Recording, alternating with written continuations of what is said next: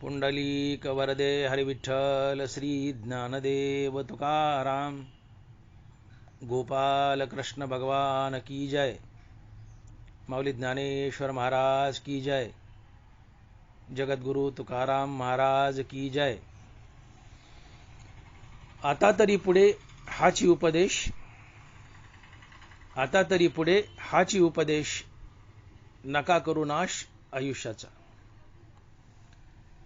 सकाळच्या पाया माझे दंडवत, आपलाले चित्त शुद्ध करा। हित ते करावे देवाचे चिंतन, करुणिया मन एकविध। सकाळच्या पाया माझे दंडवत, आपलाले चित्त शुद्ध करा। तुका म्हणे हित होय तो व्यापार, तुका म्हणे हित होय तो व्यापार, करा काय फार शिकवावे। सकाळच्या पाया माझे दंडवत, आपलाले चित्त शुद्ध करा। प्रस्तुत कीर्तनरूपी सेवेसाठी निवडलेला अभंग जगद्गुरु श्री संत तुकाराम महाराज यांचा 4 चरणाचा आणि उपदेशपर प्रकरणातील अभंग आहे। 4 चरणाचा आणि उपदेशपर प्रकरणातील अभंग आहे। तुकोबाराय म्हणतात, आता तरी पुढे हाची उपदेश, नका करू नाश आयुष्याचा। आता तरी पुढे हाची उपदेश, नका करू नाश आयुष्याचा।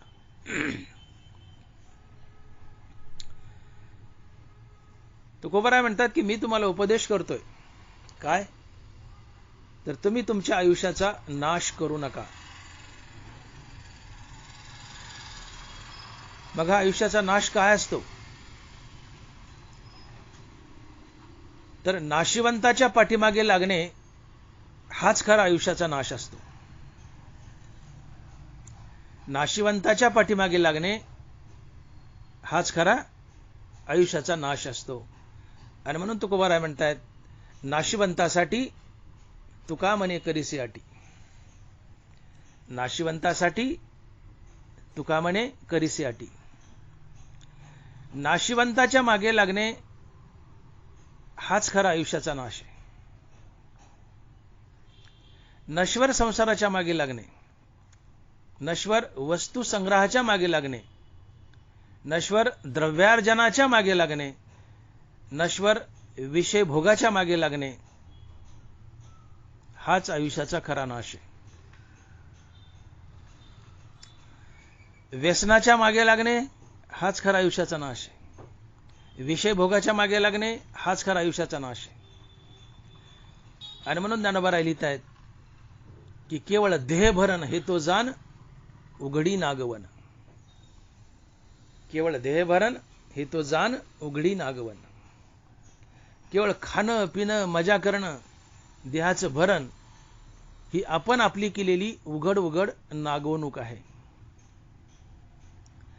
कारण हे शरीर पंचमहाभूताचं बनलंय आणि ते शेवटी मेल्यावर पंचमहाभूतात विलीन होणार आहे। ज्ञानोबा बोलले, हातो पाचाचा मेळावा, शिखी अनुसरेल पंचत्वा, तयवेळी केला के गिवसावा सिनू आपला। हे पंचमहाभूताचं शरीर बनलंय आणि मेल्यावर हे पंचमहाभूतात विलीन होईल। मग या शरीराचे लळे पुरवण्यासाठी जे आम्हाला कष्ट पडले त्याचा मोबदला आम्ही कुणाला मागायचा, कारण शेवटी शरीर संपणार आणि भोगही संपणार। मग याला भोग देण्यासाठी, याचे लळे करण्यासाठी जे आम्हाला कष्ट पडले त्या कष्टाचा मोबदला मागायचा कुणाला। हातो पाचाचा मेळावा, शिखी अनुसरेल पंचत्वा, तयवेळी केला गे गिवसावा सिनू आपला। हे पंचमहाभूताचं शरीर आहे, शेवटी पंचमहाभूतात विलीन होईल। याचे चोचले करणं हाच आयुष्याचा खरा नाश।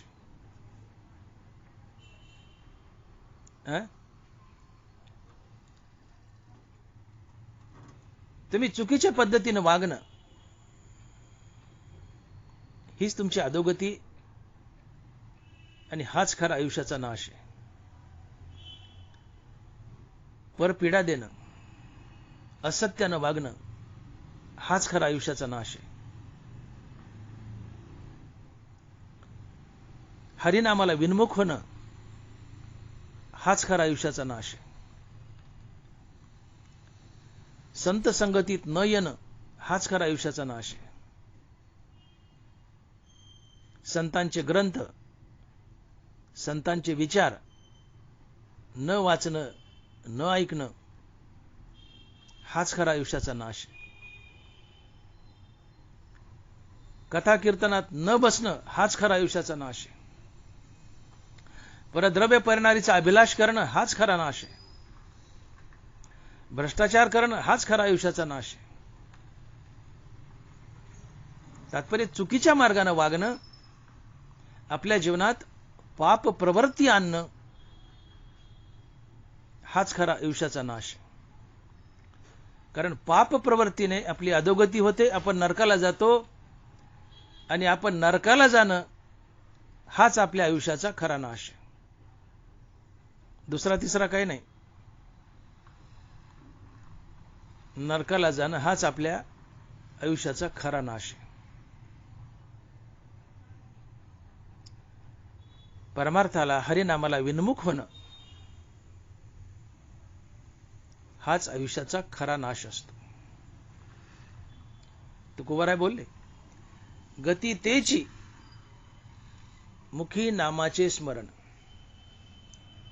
गती तेची मुखी नामाचे स्मरण, अधोगती जाण विन्मुक्ता. काय जीवनाची गती?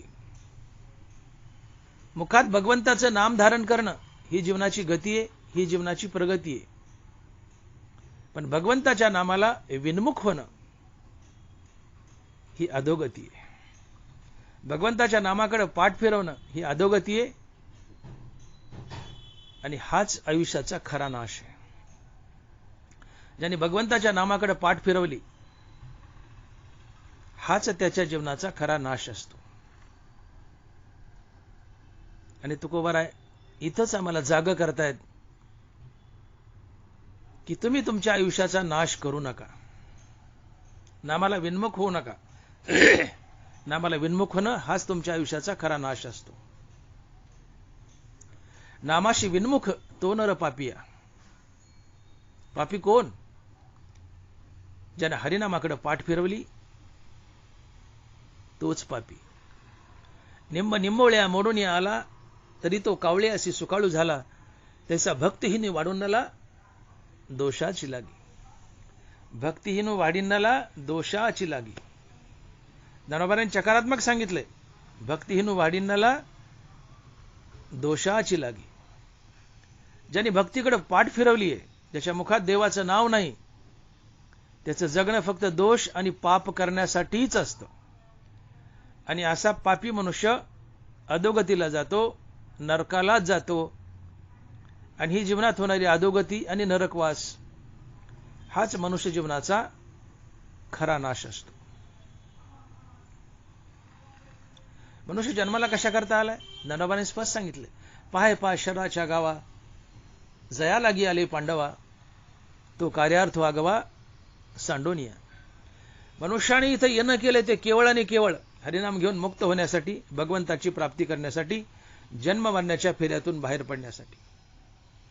परंतु मनुष्य सगळं करतो, पण ज्याच्यासाठी इथं आलाय तेच करत नाही.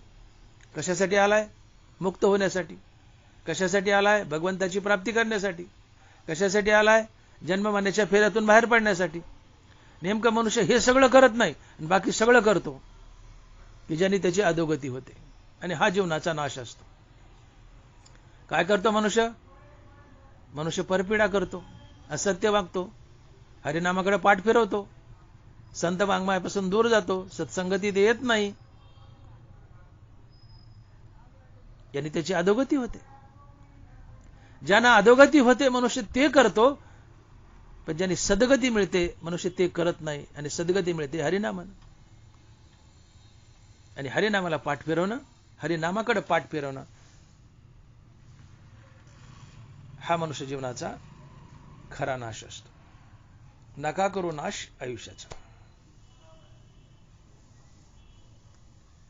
तुकोबाराय आम्हाला जागा करतात की बाबांनो, जागा व्हा. तुम्ही कशाला आलाय तिथं? तुम्हाला सारासार विचार कळावा. जीवनात सार काय, आसार काय. तुम्ही मनुष्य म्हणून जन्माला आलात तर तुमच्यापाशी सारासार विचार असावा. तुमच्यापाशी सारासार विचार असेल तर तुमच्या आयुष्याचा नाश होणार नाही. आमच्यापाशी सारासार विचार नाही म्हणून आमच्या आयुष्याचा नाश होतोय. काय सारासार विचार? एत सार भगवंत, फलकट तो संसार, एत सार भगवंत. तुकोबाराय, संसार फलकट आहे भुसकाटासारखा आणि भगवंत सार आहे.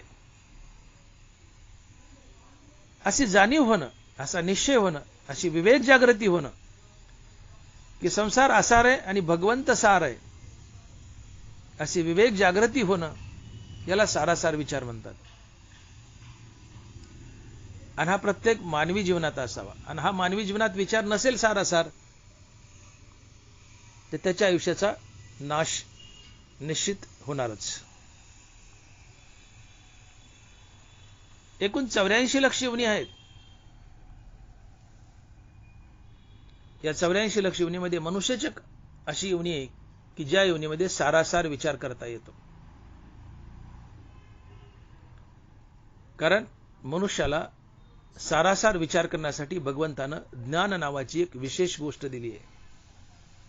नाथ महाराज लिहित आहेत, आहार निद्रा भय मैथून सर्व योनीसी समसमान, मनुष्य देहीचे ज्ञान अधिक जाण सर्वसी. मनुष्य देहीचे ज्ञान अधिक जाण सर्वसी. या 84 लाख योनीमध्ये आहार निद्रा भय मैथून या चारही गोष्टी प्रत्येक योनीला समसमान आहेत. परंतु मनुष्य योनीची विशेषता यामुळे आहे की इतरात जे नाही ते मनुष्यात आहे आणि ते आहे ज्ञान, की ज्या ज्ञानानं तो सारासार विचार करू शकतो की जे इतर प्राण्याला करता येत नाही. कारण इतर प्राण्यात ज्ञान नावाची गोष्ट नाहीये आणि म्हणून इतर योनीला परमार्थ करता येत नाही. इतर योनीला देव कळत नाही, मोक्ष कळत नाही, भगवंताची प्राप्ती कळत नाही, अर्थात सार आसार कळत नाही. का? तर त्यांच्याकडे सार आणि आसार विचार करण्याची बुद्धी नाहीये, ज्ञान नाहीये, जी फक्त मनुष्यात आहे.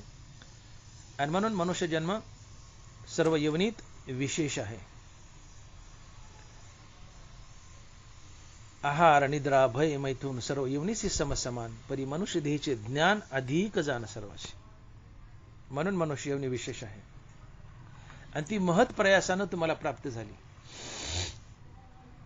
हिशोब केला तर अंदाजे 10-12 कोटी वर्षानंतर मनुष्य जन्म मिळतो. 10-12 कोटी, 10-12 लाख नाही, 10-12 कोटी वर्षानंतर मनुष्य जन्म मिळतो. इतका मनुष्य जन्म दुर्मिळ आहे. आणि जन्म मरणाचा फेरा हा फक्त मनुष्य योनीतूनच चुकवता येतो, इतर कुठल्याही योनीतून नाही. म्हणून इतर योनी भोगासाठी आहेत, मनुष्य योनी त्यागासाठी आहे. भोग तर बाकीच्या सगळ्यांनी भोग घेतलेच की हो. जनावर काय करतायत? भोगच घेत आहेत, खातायत पितायत. बाकीचे इतरही भोग घेत आहेत. त्यांना काय धंदा आहे? खाणं. जनावर काय करतात? दिवसभर चरत राहतात. कुत्रे मांजरे चरत राहतात, खात राहतात, फिरत राहतात. आणि माणसाने तेच केलं तर हा माणसाच्या आयुष्याचा नाश असतो. जे तुकोबाराय सांगतात की नका करू नाश आयुष्याचा. माणसा तू जाणून घे, तू कोण आहे, कुठून आलास, कशा करता आलाय, तुला कुठं जायचंय. हा सारासार विचार मानवी जीवनात असावा. माणसाला आपलं हित कळावं आणि हित नाही कळालं तर माणसाच्या आयुष्याचा नाश होतो. माणसाला हित कळावं. काय हित आहे? एकदा देवाने एका माणसाला प्रश्न विचारला की माणसा, मी तुला एवढं सुंदर शरीर दिलंय, इतका सुंदर नरदेह दिलाय, तू याचं काय हित केलंस? या नरदेहाचं तू काय चीज केलंस? या नरदेहाचं तू काय हित केलंस? त्या माणसाने आधी आपल्या पोटाला हात लावला. म्हणले, देवा मी माझं पोट भरलं. देवा मी माझं पोट भरलं. देव म्हणता, अरे पोट तर कुत्रे मांजरं भरतात, तू त्यांच्यापेक्षा काय वेगळं केलंस? मग तो माणूस म्हणतो, देवा मी घर बांधलं. देव म्हणले, अरे घर तर चिमण्या बांधतात, तू त्यांच्यापेक्षा काय वेगळं केलं? मग ते माणूस म्हणतो लाड देवा मी मुलंबाळं पैदा केली. देव म्हणले, मुलंबाळं तर कुत्रे मांजरं पैदा करतात, डुकरं पैदा करतात, त्यांच्यापेक्षा तू वेगळं काय केलंस? आता मनुष्य निरुत्तर झाला. मग देवच त्याला म्हणले, अरे माणसा, मी तुला इतका सुंदर नरदेह दिलाय, कशा करता दिलाय? की तू मला नारायणाला जाणून घ्यावं. आणि तू मला नारायणाला जाणून घेतलं तर तू जन्ममरणाच्या फेऱ्यातून बाहेर पडशील, मुक्त होशील. मनुष्य देह तरी साधी नारायण, नाहीतरी हीन पशु होणे. माणसा तू पशुपेक्षा हीन आहेस. मनुष्य जन्म मिळालाय, पण मनुष्य जन्म मिळूनही जर जन्ममरणाच्या फेऱ्यातून बाहेर पडला नाहीस तर तू पशुपेक्षा हीन आहेस. तुझ्यापेक्षा पशु बरे. मनुष्य जन्म मिळूनही जर तुम्हाला नारायण साधता आला नाही तर तुम्ही पशुपेक्षा हीन आहेत. तुम्ही किती श्रीमंत असा, किती जागीरदार असा, किती पैशावाले असा, किती पदावाले असा, तुम्हाला नारायण जर साधता आला नाही, देवाची प्राप्ती करता आली नाही, तर तुम्ही पशुपेक्षा हीन आहेत. मग तुम्ही कुणी असा. तुकोबाराय बोलतायत, मनुष्य देह तरी साधी नारायण, नाहीतरी हीन पशु होणे. मनुष्य देह परम पावन, पावनी न साधे ब्रह्मज्ञान, तो लांडा गर्दभ जान पुच्छे विन दो पाई.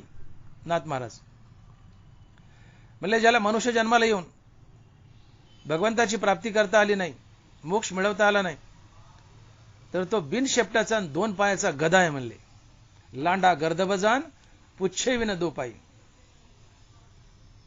मित्रो, कितीही मिळवा माती मोले. एका आत्मज्ञानाशिवाय, एका भगवंताच्या प्राप्तीशिवाय. अवे मिळवणारे का कमी झाले का आजपर्यंत? एका जनार्दनी असे किती झाले? नाथ महाराज म्हणतात की एका जनार्दनी असे किती झाले आजपर्यंत? या विश्वात, या जगात किती माणसं आले आणि किती गेले? हा अगणित आकडा आहे, अगणित. एका जनार्दनी असे किती झाले? कुणासारखे? तुमच्या आमच्यासारखे खिसमिस गलबाला, खंडीवर पिंडी, जे धनाच्या मागे लागले, पैशाच्या मागे लागले, पदाच्या मागे लागले, डिग्र्याच्या मागे लागले, भोगाच्या मागे लागले. एका जनार्दनी असे किती झाले? अगणित आकडा आहे. वाहत्या पाण्यावर बोटानं नाव लिहावं, किती वेळ टिकेल? अहो लिहूस तर पुसल्या जाईल. तसं काळाच्या ओघात तुमच्या आमच्यासारखे पदाधिकारी पैशावाले किती आले, किती गेले, कोणी हिशोब ठेवलाय? मग हिशोब कोणाचा ठेवला जातो? परी हरिनाम शिवले तोची धन्य. ज्यांनी उभा आयुष्य हरिनामात खर्च केलंय त्याचा हिशोब ठेवला जातो. मरकर भी अमर नाम है उस जीव का जग में, जो प्रभु प्रेम में जीवन बलिदान किया करे. मीराबाई. उभा आयुष्य हरिनामात खर्च केलंय आणि हरीची प्राप्ती करून घेतली, हरिपद मिळवलंय, संतपद मिळवलंय, मोक्षपद मिळवलंय, त्याचा हिशोब ठेवला जातो आणि तो धन्य असतो. परी हरिनाम शिविले तोची धन्य. पैशावाल्याला का धन्य म्हटलं नाही या संतांनी?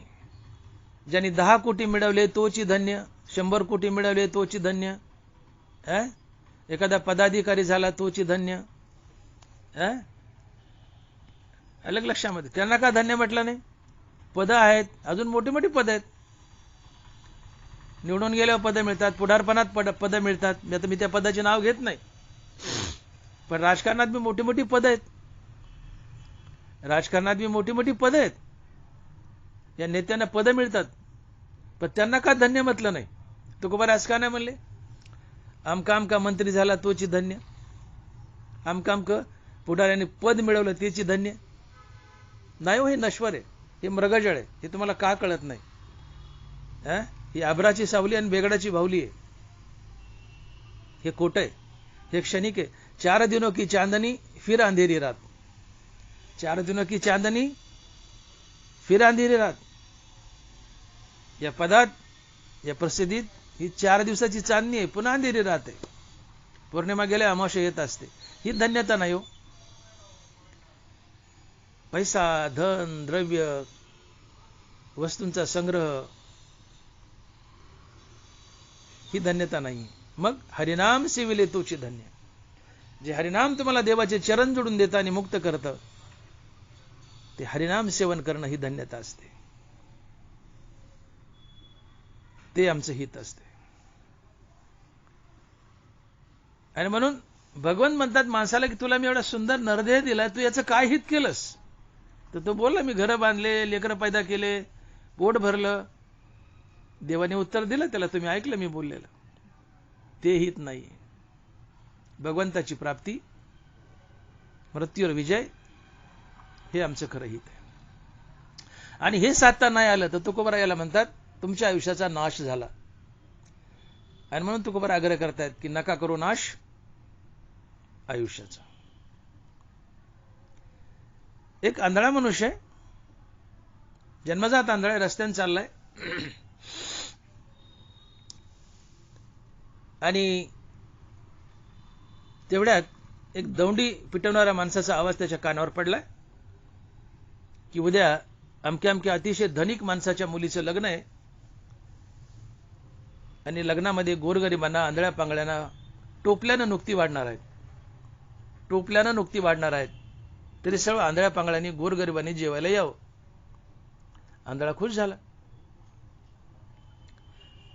दुसऱ्या दिवसाची वाट पाहू लागला. सकाळ झाली, पटकन बिगी बिगी जे करता येईल तेवढं सकाळचं उरकून घेतलं आणि काठी घेतली निघाला. जाते अंध, जन्मताचा आंधळा आहे. काठी घेतली निघाला. जात असताना, त्या लग्न मंडपाकडे जात असताना आंधळा असतो, वाटेत त्याला एका दगडाची ठेस लागली. क्षणभर अडथळा आणि आपल्या मनाशीच पुटपुटला.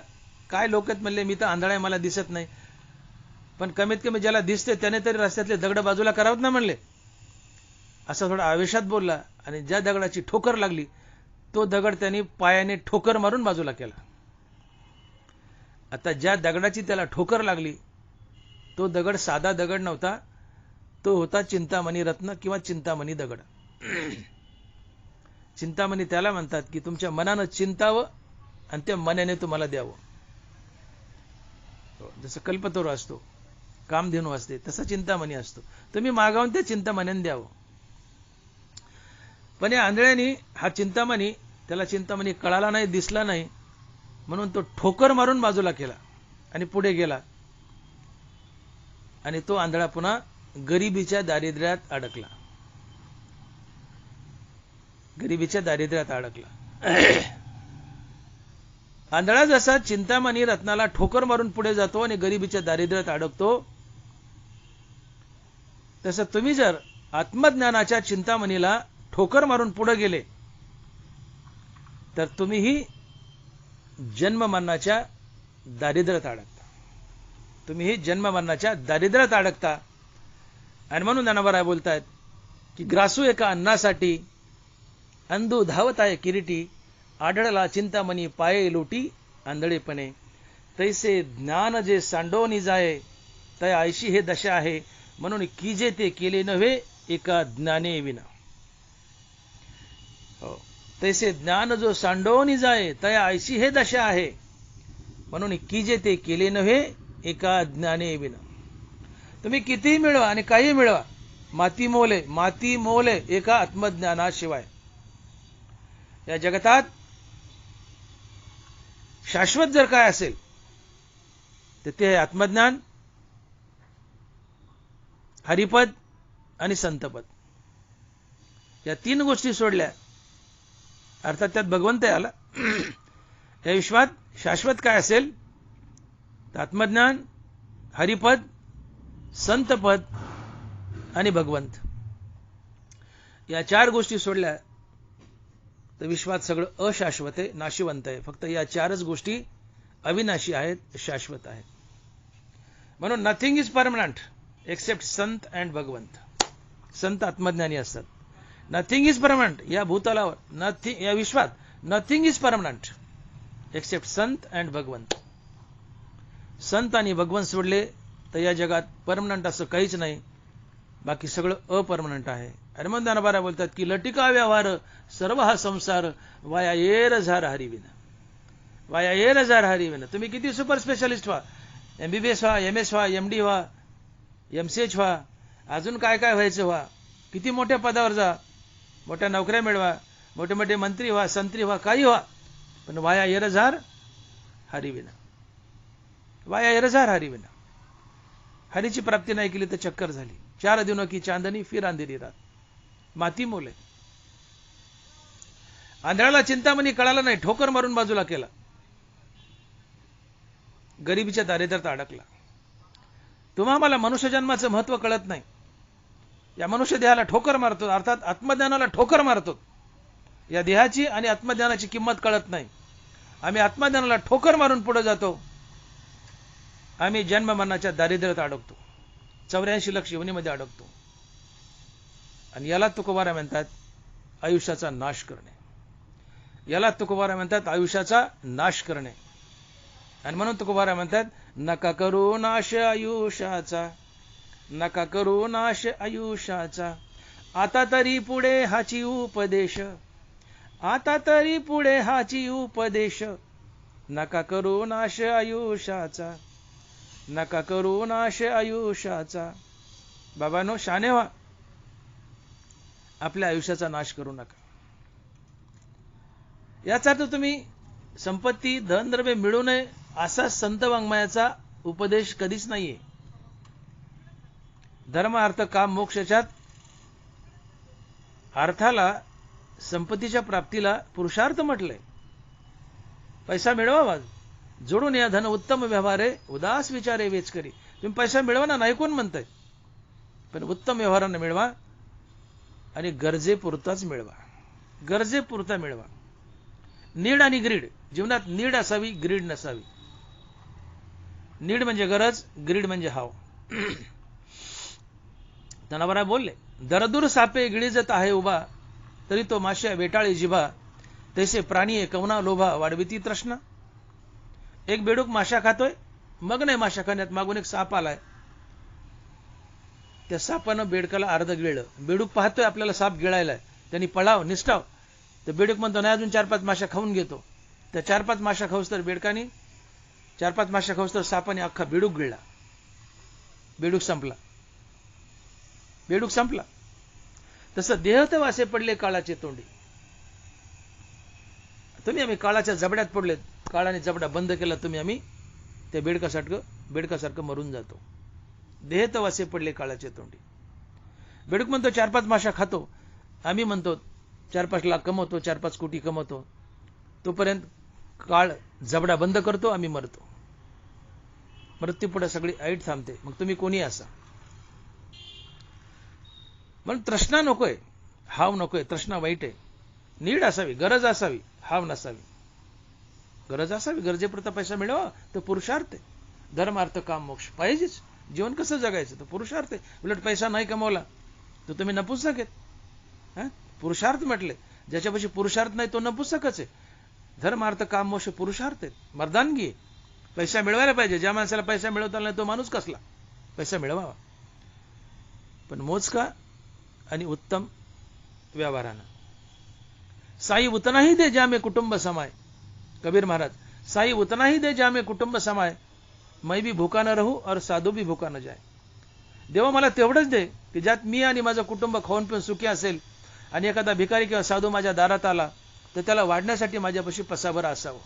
साई उतना ही दे जामे कुटुंब समाय, मैं भी भूखा न रहू और साधू भी भूखा न जाए. अल्पसंतुष्ट असावं. अल्पसंतुष्टता ही माणसाची सगळ्यात मोठी श्रीमंती आहे. हा तृप्तीचा ढेकर आहे. आणि जो अल्पसंतुष्ट नाही, जो हवरा आहे, जो ग्रीडी आहे, निडी नाही ग्रीडी आहे, हवरा आहे, तृष्णा आहे, ती तृष्णा त्याला अकाली मारते. अकाली मारते. कारण तृष्णा तुम्हाला बऱ्या वाईट मार्गानं, बऱ्या तर नाही पण वाईट मार्गानं पैसा मिळवून देईल, पण ही तृष्णा तुम्हाला बेचैन करेल आणि बेचैनी तुम्हाला अकालीच मारेल. कारण बेचैनीने नाना प्रकारचे रोग होतात. बेचैनी हेच दुःख असते. हो, बेचैनीने sympathetic stimulation, sympathetic nervous stimulate होते बेचैनीने, आणि मग कॅटॅकवाल्या माणूस त्याच्यातून हायपरटेन्शन अर्थात BP, stress diabetes, heart attack, मेंदूचा अर्धांगवायूचा झटका, हे सगळे बेचैनीमुळेच होतात. आणि बेचैनी तृष्णेमुळे असते, हावरेपणामुळे, धावपणामुळे, अस्थिरतेमुळे. मग कमी पैसा मिळून जास्त दिवस जगावं का जास्त पैसा मिळून तृष्णेमुळे लवकर मारावं, कोणतं फायद्याचं तुम्हीच ठरवा आणि मला कळवा. मला तरी असं वाटतं की कमी पैसा मिळून जास्त दिवस जगावं हे आमच्या हिताचं आहे. जास्त पैसा मिळून आम्ही जर लवकर मेलो तर कोल्या कुत्र्याची धन आहे. थोडं करावं ते आपल्यासाठी, जास्त करावं ते लोकांसाठी. या तृष्णेमुळे तुम्ही अकाली मरता, तुमचा देव दुरावतो, अकाली मरता. हाच आयुष्याचा नाश. नका करू नाश आयुष्याचा, आता तरी पुढे हाची उपदेश, आता तरी पुढे हाची उपदेश. नका करू नाश आयुष्याचा, नका करू नाश आयुष्याचा. देवाकडे पाठ फिरवणं, हरिनामाकडे पाठ फिरवणं आणि केवळ भोगाच्या, संपत्तीच्या, पदाच्या मागे लागणं, हाच आयुष्याचा नाश. दुसरा तिसरा काही नाही. हाच आयुष्याचा नाश आहे. आणि म्हणून तुम्ही किती मिळवा आणि काही मिळवा, माती मोले एका आत्मज्ञानाशिवाय. म्हणून कीजे ते केले नव्हे एका ज्ञाने विना, त्याचे ज्ञान जो सांडोनी जाये त्या ऐशी हे दशा आहे. म्हणून कीजे ते केले नव्हे एका ज्ञाने विना. जन्माला आलात तुम्ही, काही मिळवा, किती मिळवा, माती मोले. आत्मज्ञान जर नाही मिळवलं तर बाकीचं माती मोले. आत्मज्ञान सोडून काही मिळवणं माती मोले. आत्मज्ञान मिळवणं, देवाची प्राप्ती करणं, हेच आमचं हित आहे. हा आमचा लाभ आहे आणि उत्तम लाभ आहे. हो. मोक्ष लाभासारिखे गोमटे काही न देखे. शाना कोण आहे की मोक्ष लाभासारिखे गोमटे काही न देखे. काय खरा लाभ? मोक्षाची प्राप्ती हाच खरा लाभ आहे. भगवंताची प्राप्ती हाच खरा लाभ आहे. हे तो एक संताठाई लाभ पायी उत्तम. संतांच्या चरणात मोक्ष आहे आणि तो मोक्ष मिळवणं हाच खरा लाभ आहे. हेच खरं गोमटे. मोक्ष लाभासारिखे गोमटे काही न देखे. मोक्षाची प्राप्ती ही गोमटे, उत्तम आहे, चांगले, आमच्यासाठी हिताचे. आणि हे सोडून नश्वर वस्तू मिळवणं हे अहिताचे आहे. आणि त्या नश्वर वस्तूच्या मागे लागणं, नश्वर संसाराच्या मागे लागणं, आयुष्याचा नाश. नका करू नाश आयुष्याचा. आणि म्हणून शहाणं व्हायचंय. पद, प्रसिद्ध डिग्र्या मिळवा हो, पैसा मिळवा हो, पण त्याला कुठेतरी ब्रेक द्या. फक्त त्याच्याच मागे धावू नका, प्रसिद्धीच्या आणि पैशाच्या. ते करा, मर्यादित करा, आणि ते करत करत भगवंताच्या प्राप्तीच्या मागे लागा. हा शहाणपणा आहे, हा विवेक आहे. आणि भगवंताकडे पाठ फिरून, हरिनामाकडे पाठ फिरून केवळ पदाच्या, प्रसिद्धीच्या, धनाच्याच मागे लागले तर तुम्ही चुकले. तुम्ही चुकले. तुमच्या आयुष्याचा नाश झाला, तुमची व्यर्थ चक्कर झाली. वायर झार हरिविना. हाच आयुष्याचा नाश असतो. आणि म्हणून तुकोबाराय आम्हाला जागा करतायत की बाबांनो, तुम्ही श्रीमंतीच्या, पदाच्या, प्रसिद्धीच्या मागे लागणं हा आयुष्याचा नाश आहे. हा आयुष्याचा नाश करू नका. हे तुकोबाराय अभंगाच्या पहिल्या चरणात सांगतायत. आणि महाराज लिहितायत की आता तरी पुढे हाची उपदेश, नका करू नाश आयुष्याचा. आता तरी पुढे हाची उपदेश, नका करू नाश आयुष्याचा. फक्त पदाच्या, प्रसिद्धीच्या, धनाच्या मागे लागणे आणि भगवंताकडे पाठ फिरवणे हा आयुष्याचा नाश आहे. पण पद, प्रसिद्धी, धन, द्रव्य मिळवत मिळवत, मर्यादेत मिळवत मिळवत भगवंतही मिळवणे, भगवंताच्या पाठीमागे लागणे हा शहाणपणा आहे. हा आयुष्याचा नाश नाही. पण भगवंताकडे, हरिनामाकडे टोटल पाठ फिरवायची आणि केवळ धनाची, प्रसिद्धीची, पदाची तृष्णा वाढवायची हा आयुष्याचा खरा नाश आहे. आणि म्हणून तुकोबाराय आम्हाला जागा करतायत की आता तरी पुढे हाची उपदेश, नका करू नाश आयुष्याचा. कारण आजपर्यंत जे आले त्यांनी सगळं हेच केले. धन, द्रव्य, प्रसिद्धी याच्याच मागे लागले. आले आणि गेले. कुणी हिशोब ठेवला? एका जनार्दनाशी किती झाले? कोण हिशोब ठेवला? आले आणि गेले काळाच्या ओघात. कुणी मोजले त्यांना? हिशोब त्यांचा ठेवला जातो, ज्ञानोबराय, तुकोबारायसारख्या महासंतांचा. तुमच्या आमच्यासारख्या जागीरदाराचा कोण हिशोब ठेवला? आले आणि गेले काळाच्या ओघात. कुणी हिशोब ठेवला नाही. आणि यालाच आयुष्याचा नाश म्हणतात. हा तुमच्या आयुष्याचा नाश होऊ नये म्हणून तुकोबाराय आमची कळकळ वाहतायत, काळजी वाहतायत की आता तरी पुढे हाची उपदेश, नका करू नाश आयुष्याचा. आता, आता शब्द वाक्यात आला की तो आड घालतो.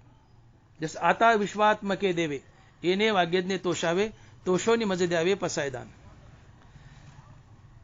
ज्ञानोबा काय म्हणले आपल्या गुरुला निवृत्तीनाथांना की आता विश्वात्मके देवे. देवा तुम्ही मला आदेश दिला ना निवृत्तीनाथा की तू ज्ञानेश्वरी लिही, गीतेवर भाष्य कर. मी लिहिली ना, तुमची इच्छा पूर्ण केली ना. तुम्ही म्हणलं तशी मी ज्ञानेश्वरी लिहिली, गीतेवर भाष्य केलं. पण आता माझीही काही इच्छा आहे, माझी काही मागणी, मी तुमची इच्छा पूर्ण केली, पण आता माझीही काही इच्छा आहे ती तुम्ही पूर्ण करा. काय तर पसायदान रूपी मला तुम्ही दान द्या. आणि म्हणून आड घातली आता. आणि मग पुढे पसायदान लिहिलं.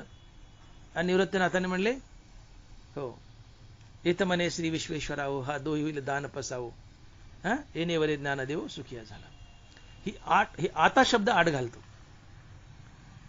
किंवा काही सुचवतो. इथं तुकोबारायांनी काही सुचवलंय किंवा आड घातली आहे. आता तरी पुढे हाची उपदेश काय नका करू नाश आयुष्याचा. आता तरी पुढे हाची उपदेश नका करू नाश आयुष्याचा. बाबांनो इथून मागचं गेलेले आयुष्य वाईट वागण्यात, पाप करण्यात, परपिडा करण्यात, परद्रव्य परनारीचा अभिलाष करण्यात, पाप करण्यात, वाईट वागण्यात आयुष्य गेलं रे इथून मागचं. जाऊ दे. देवाचं नाव नाही घेतलंस जाऊ दे. देवाकडे पाठ फिरवले जाऊ दे. कीर्तनात प्रवचनात बसला नाही जाऊ दे. जेवढं वाईट वागायचं तेवढं वाईटच वागलाय जाऊ दे. हे तुला सगळं माफ, हे तुला सगळं माफ. ज्ञानोबा बोलले तेवी भलतेनी भावे मन मज आतू येते व्हावे आले तरी आगवे मागील वाव. नीट ऐका होवी. तेवी भलतेनी भावे मन मज आतू येते व्हावे आले तरी आगवे मागील वाव. तू माग लय पाप केली, लय पाप केली. आता पापाचं वर्णन करीत नाही, पापा सगळं आलं. तू लय पाप केली, लय वाईट वागला. धनाच्या द्रव्याच्या प्रसिद्धीच्या पदाच्याच मागे लागला, लय पाप केले, लय वाईट वागला, लय भ्रष्टाचार केला. पण याचा तुला पश्चाताप होऊ दे. ते टाक. पश्चातापाच्या अश्रुत आंघोळ कर आणि मला शरण आहे आणि आपली थापडी कर, तोबा तोबा कर. देवा माझं मागचं चुकलं, मला माफ कर. इथून पुढे मी नीट वागल एवढं मन मी तुला माफ करतो. इथून पुढे मी तुझं कल्याण करील. तेच तुकोबारा म्हणतात आता तरी पुढे हाची उपदेश. मागं वाईट वागला ना, सुटलं म्हणले माफ. इथून पुढे चांगला वाग. तुझ्या उरलेल्या आयुष्याचा नाश करू नको. गेलेल्या आयुष्याचा नाश झाला तर झाला, पुढच्या आयुष्याचा नाश करू नको. ज्ञानोबा तेच म्हणतात तेवी भलते निभावे मन मज आतू येते व्हावे आले तरी आगवे मागील वाव. मागचा पापी आहेस, लबाडेस, वाईट आहेस, आयुष्याचा नाशच केलाय मागच्या. पण आता मला शरण आहे, पश्चाताप कर, मला शरण आहे, माफी माग. मी तुला सगळं माफ करील. आले तरी आगवे मागील वाव. मागचं वाव म्हणजे माफ, व्यर्थ गेलं. इथून पुढे नीट वाग. आणि म्हणून आधी जरी दुराचारी तरी आता सर्वोत्तमाची अवधारी. जैसा बुडाला महापुरी न मरता निघाला. तू आधीचा दुष्ट आहेस, दुराचारी, पण आता सर्वोत्तम आहेस का तर पश्चातापाच्या अश्रुत तू आंघोळ केलीस. आणि पश्चातापासारखं प्रायश्चित्त दुसरं काही नाही. पश्चाताप तुम्हाला वाईटातून तोडतो आणि चांगल्याशी जोडतोच. त्यालाच पश्चाताप म्हणतात. पश्चातापाने वाईटातून तोडले आणि चांगल्याशी जोडलं नाही तर तो पश्चाताप कसला. पश्चाताप कशाला म्हणतात. तुम्हाला वाईटापासून तोडतो आणि निश्चित चांगल्याशी जोडतो, तो पश्चाताप असतो. आणि पश्चाताप तुम्हाला वाईटातून काढून भगवंताशीच जोडतो. आणि म्हणून आधी जरी दुराचारी आता सर्वोत्तमाची अवधारी. जैसा बुडाला महापुरी न मरता निघाला. तुम्हाला फक्त पश्चाताप होऊ द्या की देवा मी वाईट वागलोय, पाप केलंय, फार पाप केलंय, चुकलंय माझं, मला माफ कर. हा पश्चाताप हवा. देवाला शरण आहे. देव मागचं माफ करतो का. देव आमचा बाप आहे. हो या कारणे मी पिता मदब्रह्म हे माता आपत्य पंडोसुता जगडंबरो. माया ही आमची आई आहे आणि पांडुरंग आमचा बाप आहे. आणि पांडुरंग आणि माया या दोघांपासून एक अपत्य जन्माला आले, त्याचं नाव आहे अवडंबर, अर्थात जग किंवा विश्व. म्हणून कृष्ण परमात्मा, पांडुरंग परमात्मा जगाचा बाप आहे आणि आम्ही पांडुरंगाची लेकरं आहोत. आणि पुत्राचे लाखो अपराध पोटात घेतो तोच बाप असतो. मुलगा चुकलाय आणि बापाला शरण आलाय आणि बापाने मुलाला माफ नाही केलं तर तो बापच कसला. त्याला बाप म्हणून घ्यायचा अधिकार नाही. मुलगा चुकावा आणि बापाला शरण यावं, बाप माफ करतोच. आणि मुलगा चुकलाय, बापाला शरण आलाय आणि बापाने माफ नाही केलं तर तो बापच नाहीये, त्याला बाप म्हणून घ्यायचा अधिकार नाही. तसं देव आमचा बाप आहे. आम्ही चुकलोत आणि देवाला शरण गेलोत आणि माफी मागितली आणि देवाने माफ नाही केलं तर तो देव कसला. आम्ही लाख चुका करू द्या, देवाला शरण जाऊ द्या, माफी मागू द्या, आम्हाला पश्चाताप होऊ द्या, देव आम्हाला माफ करतोच. आले तरी आगवे मागील वाव. देव आमचा बाप आहे, मागच्या लाख चुका माफ करतो. पुत्राचे लाखो अपराध पोटात घेतो तो बाप असतो. देव आमचा बाप आहे, तो आम्हाला मागचं माफ करतो. आणि म्हणून तुकोबाराय म्हणतात की आता तरी पुढे हाची उपदेश. पुढे अरे मागं चुकलास, पाप केलेस, वाईट वागलायस, पण ते सोड, पश्चाताप कर, देवाला शरण ये, देव तुला माफ करल. उरलेल्या आयुष्याचा नाश केलायस, जाऊ दे, तुला माफ, पण इथून पुढच्या आयुष्याचा तरी तू नाश करू नको. नका करू नाश आयुष्याचा, नका करू नाश आयुष्याचा, आता तरी पुढे हाची उपदेश, आता तरी पुढे हाची उपदेश, नका करू नाश आयुष्याचा, नका करू नाश आयुष्याचा. अरे बाबांनो, मी तुम्हाला उपदेश करतोय, मागच्या आयुष्याचा नाश झाला, इथून पुढच्या उरलेल्या आयुष्याचा तरी नाश होऊ देऊ नका. तुकोबाराय आम्हाला उपदेश करतात. उपदेश माणसाला करायचा असतो, जनावराला नाही. मी बोललो, आहार निद्रा भय मैथून सर्व योनीसी समसमान, मनुष्य देहाचे ज्ञान अधिक जाण सर्वांशी. बाकीच्या योनीला ज्ञान नाही, मनुष्याला ज्ञान आहे, आणि म्हणून मनुष्याला उपदेश करायचा असतो. जनावरला उपदेश नसतो, कारण त्यांना ज्ञान नाही, त्यांना कळत नाही. एकदा बसस्टँडला एक बोर्ड लावला होता की येथे कोणी लघवी करू नये, लघवी केल्यास 100 रुपये दंड आकारण्यात येईल. हा बोर्ड वाचून एक मनुष्य गेला आणि कोपऱ्यात लघवी केली. ते पाहिले का पोलिसानं. पोलीस धावत आला, पकडला गचोऱ्याला, 2 दांडके लावले, 100 रुपयाची पावती फाडली. तेवढ्या तिथे घोड्याचा तांगा आला, आणि त्या घोड्याने लघवी केली. ते माणूस लागला हसायला, म्हणले पोलीस साहेब आता त्या घोड्याला 100 रुपयाची पावती फाडा. पोलीस म्हणतो, गाढवा, ते जनावर आहे, जनावराला अक्कल नसते, अक्कल माणसाला असते. त्याला समज नाही, तुला समज आहे कुठं लघवी करायची, कुठं करू नये. तुला ज्ञान आहे, त्याला ज्ञान नाही, ते जनावर आहे. तुला ज्ञान आहे, तू माणूस आहेस. आणि म्हणजे ज्याला ज्ञान आहे, ज्याला समज आहे, त्याला उपदेश करायचा असतो. उपदेश जनावराला नाही, उपदेश माणसाला करायचा असतो. का? माणसाला समज आहे, माणसाला ज्ञान आहे. आणि ही समज आमच्यात आहे, हे ज्ञान आम्हाला आहे, हा सारासार विचार आमच्यापाशी आहे.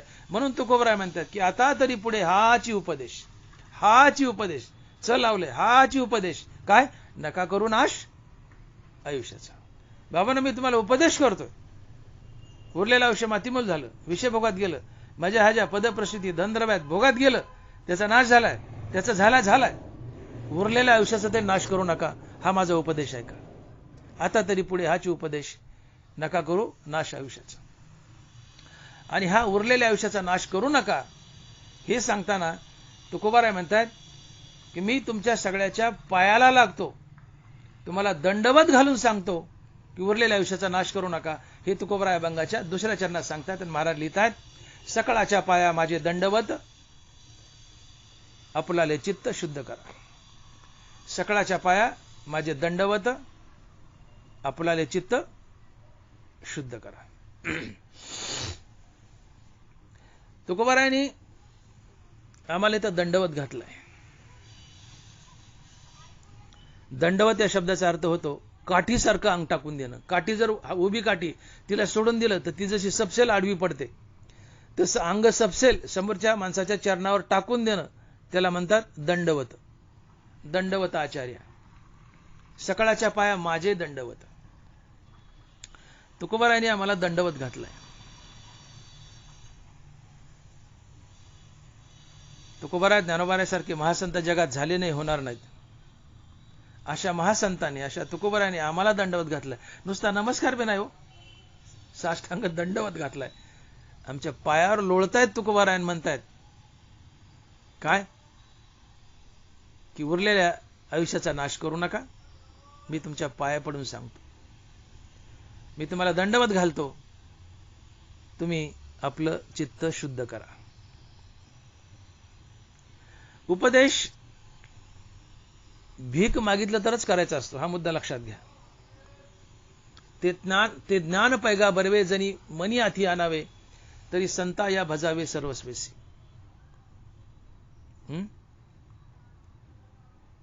ते ज्ञानाचा कुरुटा, तिथं सेवा हाची दारवंटा, स्वाधीन करी सुबटा ओळगोनी.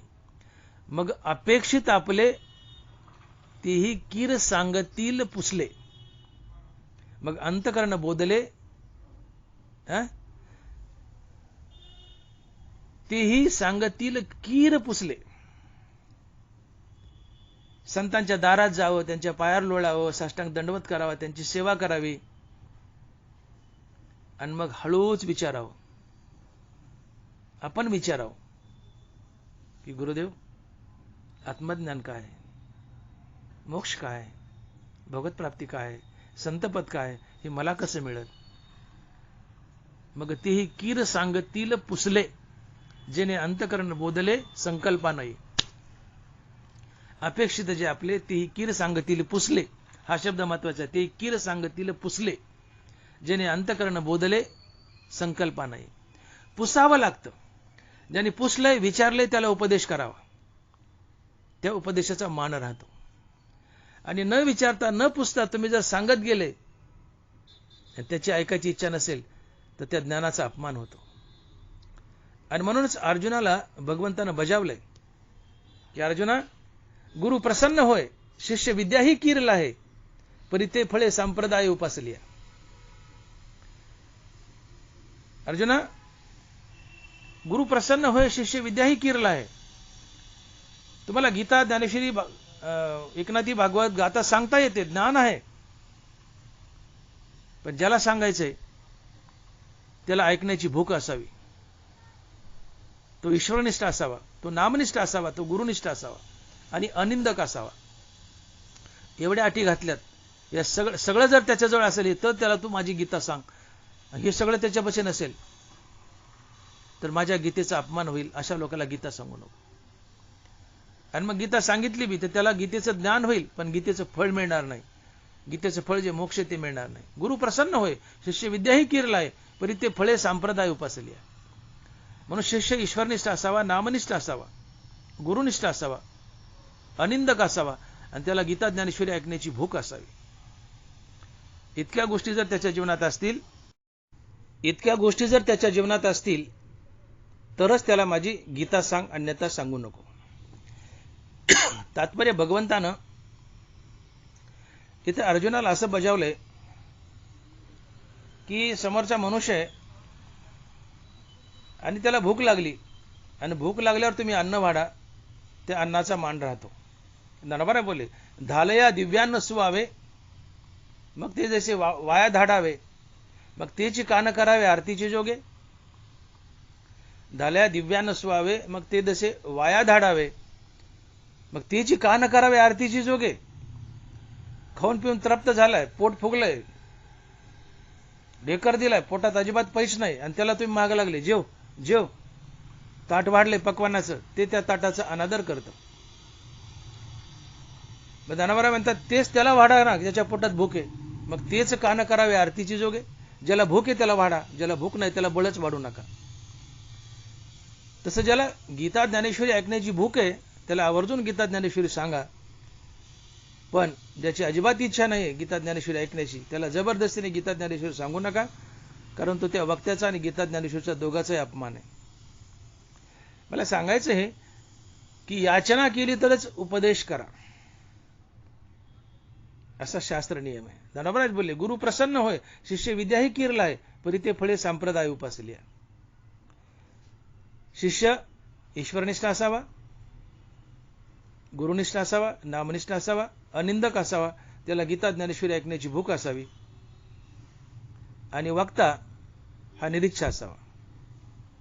काय अटीत? श्रोता ईश्वरनिष्ठ असावा, नामनिष्ठ असावा, गुरुनिष्ठ असावा, अनिंदक असावा, आणि गीता ऐकण्याची त्याला भूक असावी.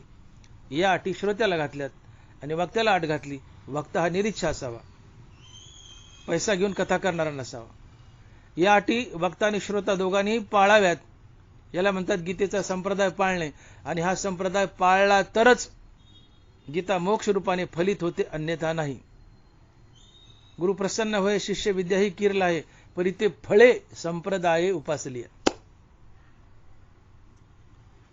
की समोरचा याचना करतोय, मला गीता सांगा, मला गीता सांगा, तरच सांगावी. आणि बाकीच्या अटी घातल्या त्या त्याजवळ असाव्यातच. तसं समोरच्याने याचना करावी की मला उपदेश करा, मला उपदेश करा, मग उपदेश करावं. मग तेही कीर सांगतील पुसले. संतांची सेवा करावी, आणि मग तेही कीर आपलं विचारावं, तेही कीर सांगतील पुसले. आपण मग सेवा करावी आणि मग पुसावं, विचारावं की गुरुवर्य आत्मज्ञान काय आहे, विवेक काय, वैराग्य काय, आत्मज्ञान काय, मोक्ष काय, हे काय मला सांगा आणि मला कसं मिळेल हा मार्ग दाखवा. आणि मग गुरुनं सांगावं. अर्थात समोरच्याने काही सल्ला विचारावा आणि आपण सल्ला द्यावा, त्या सल्ल्याची किंमत राहते. पण न विचारता सल्ला दिला ते समोरचं म्हणतं तुला कोणी विचारलं रे, तू का शहाणपणा करला, तू का सांगायला, त्या सल्ल्याची किंमत राहत नाही. भीक मागितलं तर वाढावं, अन्यथा वाढू नये, आपलं गप उभा राहावं. किती ज्ञानी आहेत, किती श्रीमंत आहेत, आपलं गप उभा राहावं. भीक मागितलं तर वाढावं, विचारलं तर सांगावं, अन्यथा सांगू नये, त्याची किंमत राहत नाही. हा नियम आहे, शास्त्र नियम आहे. पण इथं तुकोबारायांनी आम्ही तुम्ही मागितलं नाही आणि तरी सांगितलंय, उपदेश केलाय आणि तोही दंडवत घालून केलाय. मौज आहे, दंडवत घालून केलाय. सकळाच्या पाया माझे दंडवत, आपलाले चित्त शुद्ध करा. विचारलं तर सांगावं, तुकोबाराय आम्हाला उपदेश करा, तुकोबारायन मग सांगावं. पण आम्ही विचारलं नाही की आमचं हित काय, आमचं हित अहित काय, आमच्या आयुष्याचा नाश काय वगैरे या गोष्टी विचारून मग महाराजांना सांगावं. पण आम्ही न विचारता महाराज सांगतायत, ते पाय पडून सांगतायत, दंडवत घालून सांगतायत. याचं कारण संत हे समाजाची आई असतात आणि आईला समाजाची अर्थात लेकराची कळकळ असते. तुम्ही एखाद्याच्या घरी जेवायला गेले, पंक्तीला बसले, तिथं म्हणावं लागतं हो पाहुणं वाढावं जेवण. वाढा म्हणल्या बी लवकर येत नाही, तिथं वाट पाहावं लागते. ते म्हणतात थांबा अजून पुऱ्या राहिल्यात, किंवा झालं असलं तर थांबा अजून वाढायला पोरं नाहीत, मागूनही लवकर मिळत नाही. पण तुम्ही तुमच्या घरी गेले, आईला म्हणावं लागतं का आई मला जेवण वाढ. अहो ती दिसली की पहिला पाण्यास तांब्या देते, हातपाय धु म्हणती, आणि तुम्हाला हातपाय धुवून हात पुसूस तर ताट हजर. अशी कळवळ्याची जाती करी लाभाविने प्रीती. तसे संत आई असतात, त्यांच्याजवळ समाजाबद्दल कळवळा असतो, समाजाबद्दल कळवळा असतो.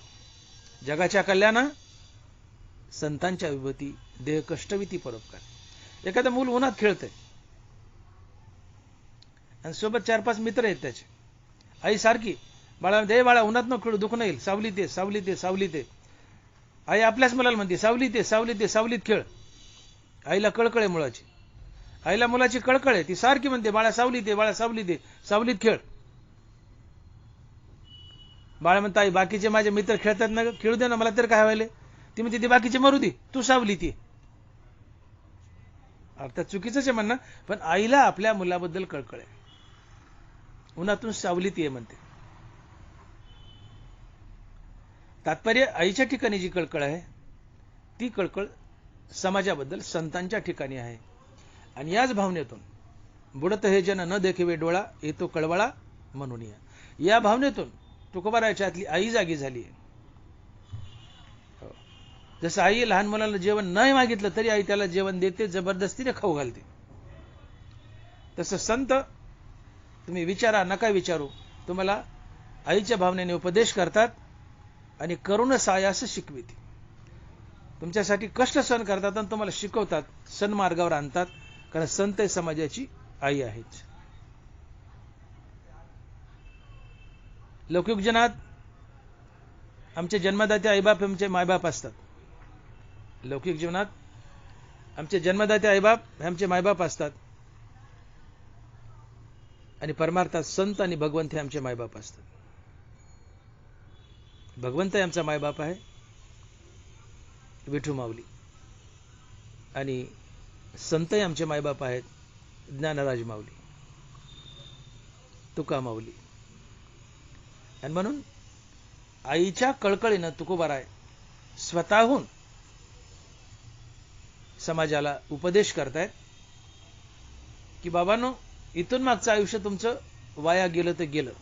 चुकीचं वागलात, वाईट वागलात, पाप केली, पद प्रसिद्धी धनाच्या मागे लागलात, मातीमोल केलं आयुष्य, त्या आयुष्याचा नाश झालाय, त्याचा पश्चाताप होऊ द्या, देवाला शरण या, आपली तापडी करा, देव तुम्हाला मागचं माफ करेल.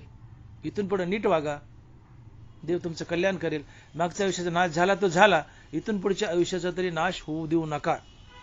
आणि म्हणून तुकोबाऱ्या बजावतायत की आता तरी पुढे हाच उपदेश नका करू नाश आयुष्याचा. आणि ते पाय पडून बजावतात. हो, सकाळच्या पाय माझे दंडवत, सकाळच्या पाया माझे दंडवत, आपलाले चित्त शुद्ध करा. इथून मागचा नाश झाला तर झाला, आयुष्य उरलेल्या आयुष्याचा नाश होऊ देऊ नका. मी तुम्हाला पाय पडून सांगतो. आणि मग नाश कशा प्रकारे होऊ देऊ नका किंवा आयुष्याचा नाश कशा प्रकारे होणार नाही यासाठी एक सद्विचार सांगतायत. आणि महाराज म्हणतायत की मी तुमच्या पाया पडून सांगतो की तुम्ही तुमचं चित्त शुद्ध करा, म्हणजे तुमच्या आयुष्याचा नाश होणार नाही. तुम्ही तुमचं चित्त शुद्ध करा, म्हणजे तुमच्या उरलेल्या आयुष्याचा तरी नाश होणार नाही. आता तुकोबारायाचा हा आग्रह काय की तुम्ही तुमचं चित्त शुद्ध करा, आणि त्यासाठी ते आमच्या पाया पडतात. सकाळच्या पाया माझे दंडवत, आपल्याला चित्त शुद्ध करा. चित्त शुद्ध का करावं? चित्त शुद्ध करणं म्हणजे काय? विकार घालवणे, अहंकार, काम, क्रोध, लोभ, मद, मोह, मत्सर, अजून काय असतील ते हे विकार घालवणे म्हणजे चित्त शुद्ध करणे. विकार घालवणे म्हणजे चित्ताची शुद्धी करणे. मग तुमचं चित्त शुद्ध करा हा तुकोबारायाचा हट्ट का? आणि चित्त शुद्ध झाल्यानंतर तुमच्या उरलेल्या आयुष्याचा नाश व्हायचा नाही, याचा काय संबंध? याचा संबंध असा आहे की तुकोबारायांनी जो हट्ट केलाय की तुम्ही तुमचं चित्त शुद्ध करा, तर चित्त शुद्ध का करा? याचं पहिलं कारण, शुद्ध चित्तामध्ये आत्मज्ञान स्थिरावतं, अशुद्ध चित्तात आत्मज्ञान स्थिरावत नाही. याची साक्ष ज्ञानोबाराय देत आहेत. मोक्ष देईल ज्ञान इथं किर नाही आन, परी ते थारे ऐसे मन शुद्ध व्हावे. का चित्त शुद्ध करायचे? का मन शुद्ध करायचे? मोक्ष देईल ज्ञान इथं किर नाही आन, परी ते थारे ऐसे मन शुद्ध व्हावे. म्हणून मन शुद्ध करायचे. विरक्ती वाचून काही या ज्ञानाशी तगनेची नाही, हे विचारून ठाई ठेविले देवे. पहिल्या चरणात तुकोबाराय म्हणतात, ज्ञानोबाराय म्हणतात की तुम्ही तुमचं मन शुद्ध करा. आणि दुसऱ्या ओळीत म्हणतात की विरक्त मनात आत्मज्ञान स्थिरावतं. अर्थात शुद्ध मन, शुद्ध चित्त म्हणजेच विरक्त चित्त. ज्या चित्ताला सर्व विकार सोडून गेलेत, ज्या चित्ताला काही आवडत नाही, फक्त देवच आवडतो, याला म्हणायचं चित्ताची शुद्धी. विकार तर सोडून गेलेत पण एवढ्यावर थांबलं नाही. अर्थात ज्या चित्ताला सगळे विकार सोडून गेले, आता ज्या चित्ताला विकार तर सोडून गेले पण या चित्ताला आता दुसरं काही आवडत नाही, फक्त देवच आवडतो, ही चित्तशुद्धी असते. फक्त विकार सोडून गेले एवढ्यात भागत नाही, विकार तर सोडून गेलेच पाहिजेत, हो, पण तिथून पुढे त्याला फक्त देवच आवडावा, बाकी काही आवडू नये, ही चित्ताची शुद्धी आहे. विषय तो त्यांचा झाला नारायण, नावडे धनजन माता पिता.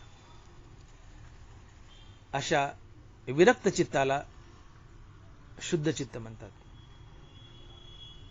की आता देवाशिवाय कशाची आवड शिल्लक न राहणे, एक भगवंत आणि भगवंताच्या नामाशिवाय कशाचीच आवड शिल्लक न राहणे,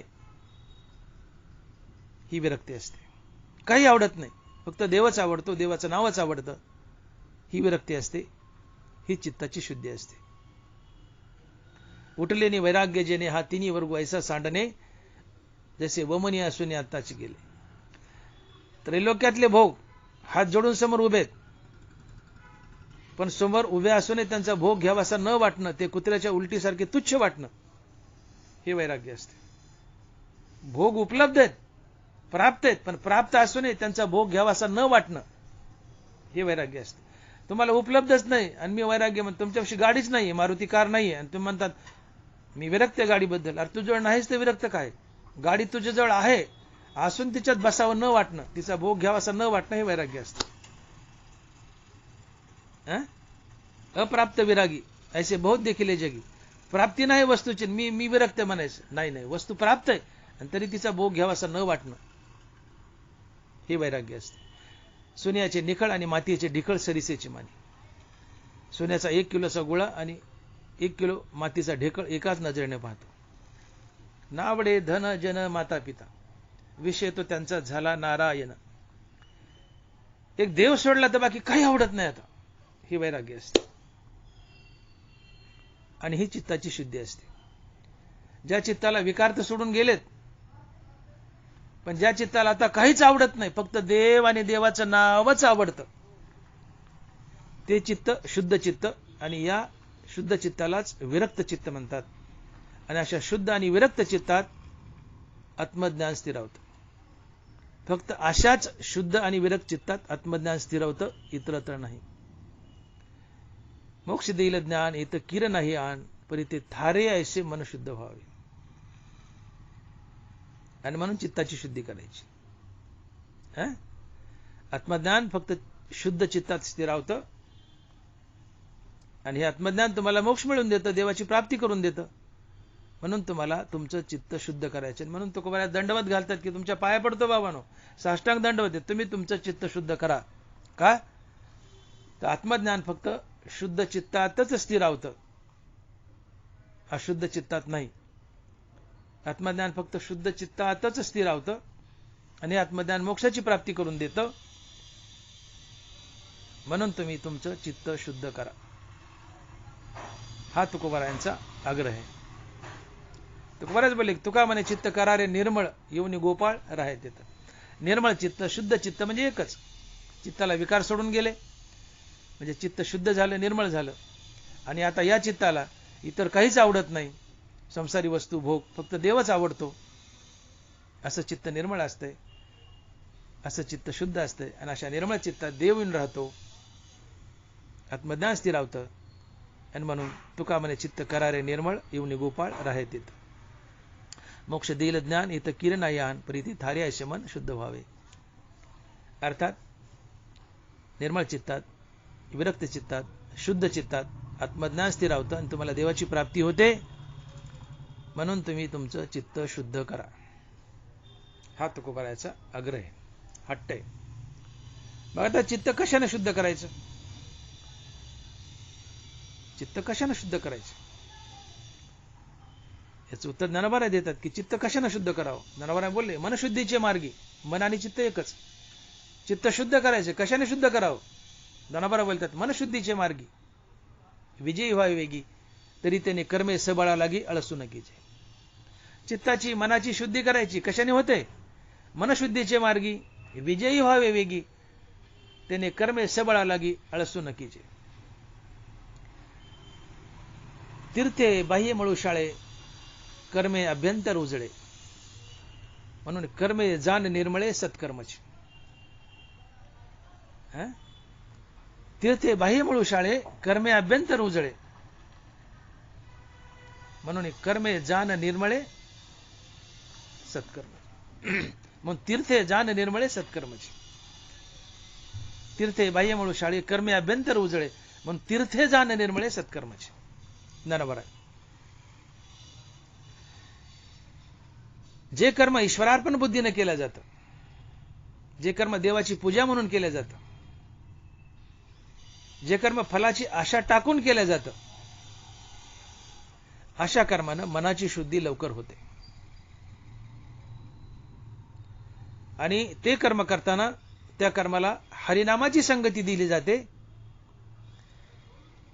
जे कर्म करताना हरिनामाची संगती दिली जाते ते कर्म भगवंताला अर्पण होतं. आणि या दोन्ही प्रक्रियेने मनाची शुद्धी लवकर होते. अर्थात तुम्ही आपलं विहित कर्म करा, तुमच्या वाट्याला आलेलं कर्म करा, आणि ते कर्म देवाची पूजा म्हणून करा. मग हे कर्म देवाची पूजा ठरावी यासाठी त्या कर्माला हरिनामाची संगती द्या. ते कर्म दिव्य बनतं, देवाला अर्पण होतं आणि देवाची पूजा ठरते. आणि म्हणून निष्काम कर्म अधिक निष्काम हरिनाम बरोबर भक्ती. आणि म्हणून स्वकर्माचे चोकाळी मज पूजा करुणी भली, तेने प्रसादे आकळी ज्ञाननिष्ठेते. त्या सर्वात्मका ईश्वरा स्वकर्म कुसुमाची वीरा, पूजा केली होय अपारा तोषा लागी. आपलं प्रत्येक कर्म देवाची पूजा म्हणून करा. आणि हे कर्म देवाची पूजा ठरावी, ते देवाला अर्पण व्हावं यासाठी त्या कर्माला हरिनामाची संगती द्या. आपलं कर्म ईश्वरार्पण बुद्धीनं करा. सकाळी उठल्यापासून रात्री झोपेपर्यंत आपलं प्रत्येक कर्म कर्माभिमानाने फलेच्या टाकून कर्तव्य आणि प्रभुपूजा समजून ईश्वराप्रित्यर्थ आणि ईश्वरार्पण बुद्धीनं करा. असं फलत्यागयुक्त केलेलं कर्म ही देवाची पूजा असते. तात्पर्य आपलं प्रत्येक कर्म देवाची पूजा म्हणून करा. आणि हे कर्म देवाची पूजा ठरावी, देवाला अर्पण व्हावं यासाठी याला हरिनामाची संगती द्या. ते कर्म देवाला अर्पण होतं, ते कर्म देवाची पूजा ठरते आणि या कर्माच्या पूजेने ईश्वर संतुष्ट होतो आणि त्या बदल्यात तुम्हाला वैराग्य देतो आणि या वैराग्याने देव भेटतो. ते हे विषय वैराग्य जे आत्मलाभाचे भाग्य येणे ब्रह्मानंदा योग्य जीव होते. कारण वैराग्य ही अंतकरणाची शुद्धी असते. येणे वैराग्य दशे ईश्वराचे वेद वसे सर्व ही नावडे जैसे वात होय. म्हणून ये पूजे रिजल येणे आत्माराजे वैराग्य सिद्धी दे जे पसायतया. अर्थात आपलं प्रत्येक कर्म हरिनाम घेत घेत केलं तर ते कर्म देवाला अर्पण होतं, ते कर्म देवाची पूजा ठरतं. या पूजेने देव प्रसन्न होतो, त्या बदल्यात तुम्हाला वैराग्य देतो, या वैराग्याने तुम्हाला देवाचा वेद लागतो आणि तुम्हाला देवाची प्राप्ती होते. आणि ही जी विरक्ती आहे तुमच्या जीवनात, निष्काम कर्मामुळे निष्काम हरिनामामुळे विरक्ती आली, तुम्हाला प्रसाद म्हणून विरक्ती दिली, ही विरक्ती म्हणजे शुद्ध चित्त असतं आणि या शुद्ध चित्तात आत्मज्ञान स्थिरावतं. आणि म्हणून निष्काम कर्म आणि निष्काम हरिनाम हे चित्तशुद्धीचं सर्वात मोठं प्रबल साधन आहे. मनशुद्धीचे मार्गी विजयी व्हावे वेगी, त्याने कर्मे सबळा लागी अळसू नकीचे. अर्थात निष्काम कर्म आणि निष्काम हरिनाम हे चित्तशुद्धीचं मनशुद्धीचं सर्वात मोठं साधन आहे. आपलं प्रत्येक कर्म देवाची पूजा म्हणून करा आणि ती देवाची पूजा ठरावी यासाठी त्याला हरिनामाची संगती द्या. ते कर्म देवाला अर्पण होईल, देवाची पूजा ठरेल आणि या पूजेने संतुष्ट होऊन देव तुम्हाला वैराग्य देईल. अर्थात तुमचं चित्त विरक्त करेल, तुमचे विकार घालवेल आणि चित्ताची विरक्ती म्हणजे त्या चित्ताला विकार सोडून गेले आणि हे चित्ताची विरक्ती ही चित्ताची शुद्धी असते. आणि अशा शुद्ध चित्तात किंवा विरक्त चित्तातच आत्मज्ञान स्थिरावतं आणि हे आत्मज्ञान तुम्हाला भगवंताची प्राप्ती करून देतं, मोक्ष मिळवून देतं, पुढे संतही बनवतं. आणि म्हणून निष्काम कर्म आणि निष्काम हरिनाम करा, निष्काम कर्म करा आणि निष्काम हरिनाम घ्या, तुमच्या चित्ताची शुद्धी होईल.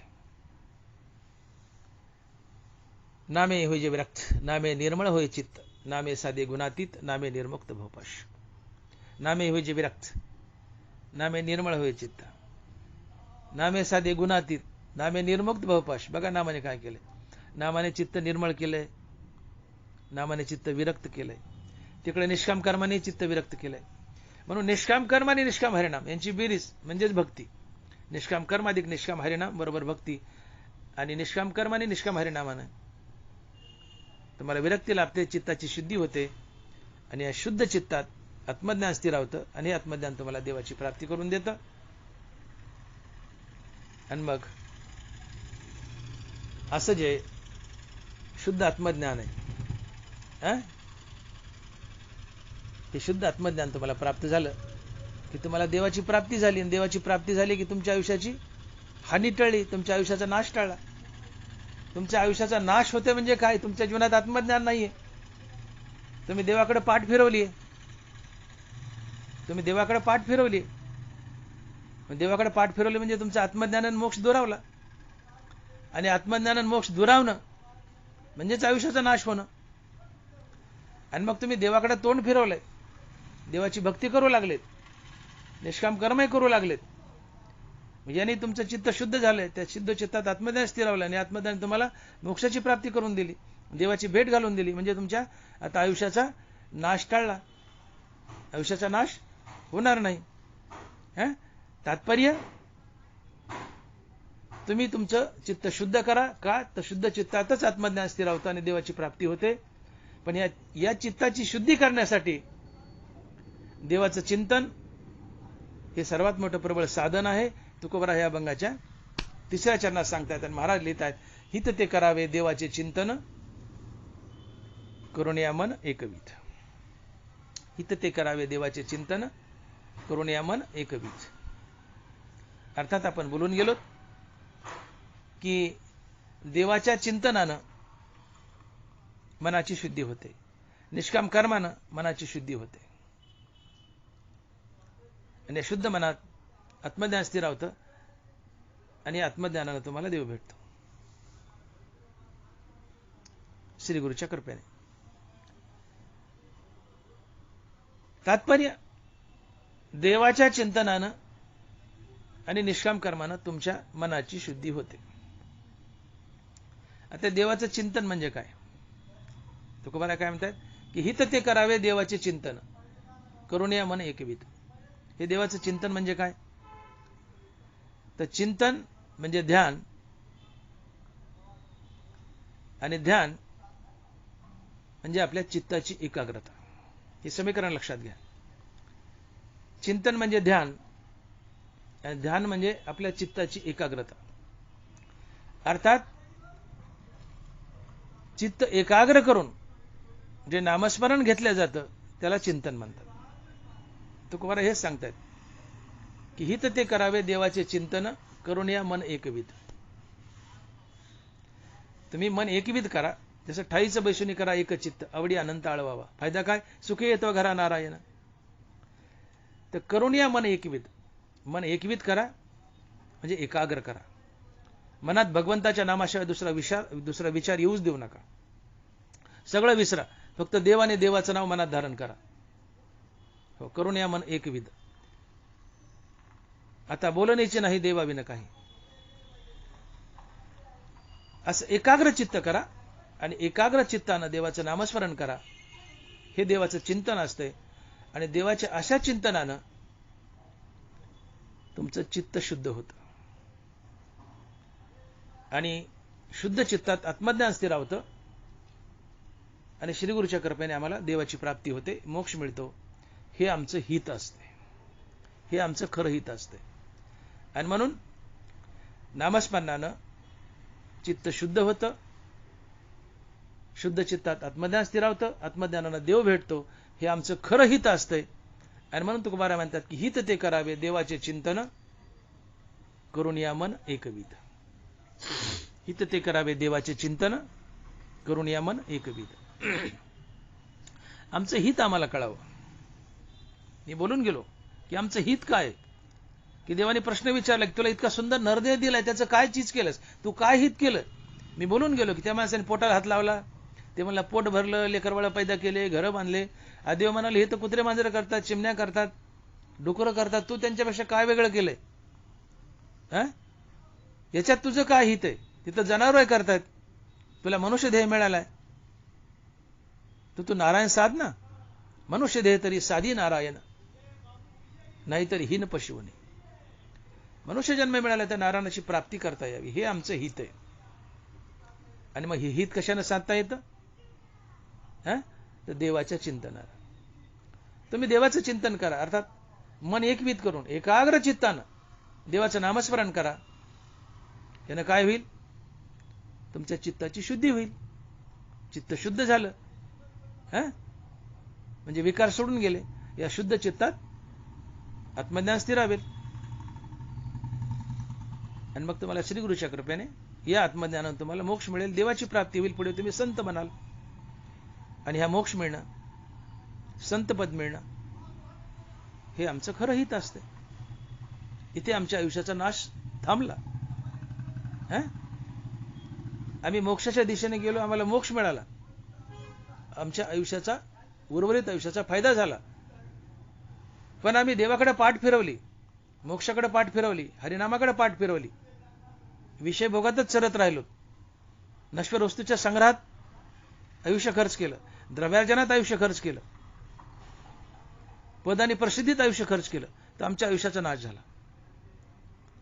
मग तुकोबारा म्हणतात इथून मागचं गेलं ते गेलं, ते विसरा, ते टाका. इथून पुढच्या तरी आयुष्याचा नाश करू नका.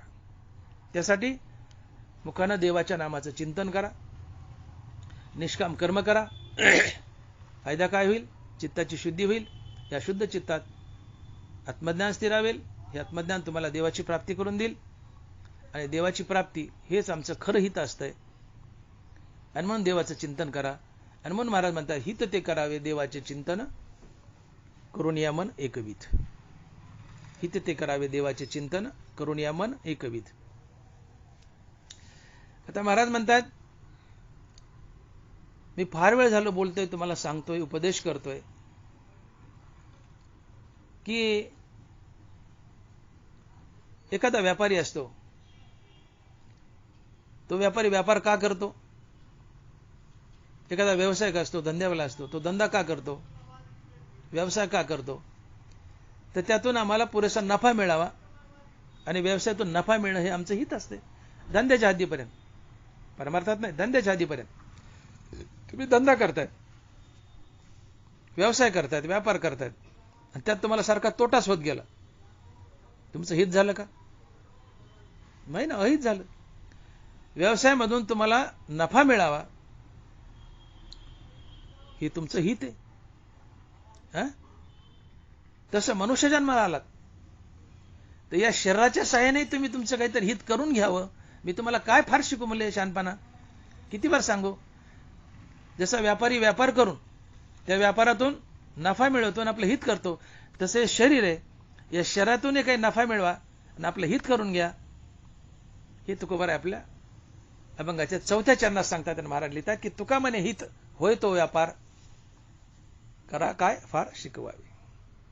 तुका म्हणे हित होय तो व्यापार करा काय फार शिकवावे.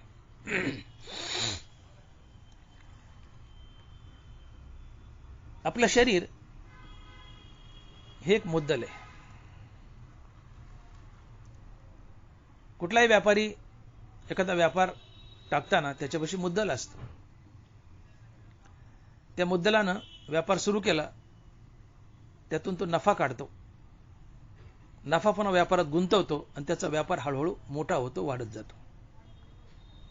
त्याच्या व्यापाराची वाढ झाली, त्याला प्रमोशन मिळालं व्यापारात, नफ्यावर नफा, नफ्यावर नफा, त्याला प्रमोशन मिळालं, व्यापार वाढला.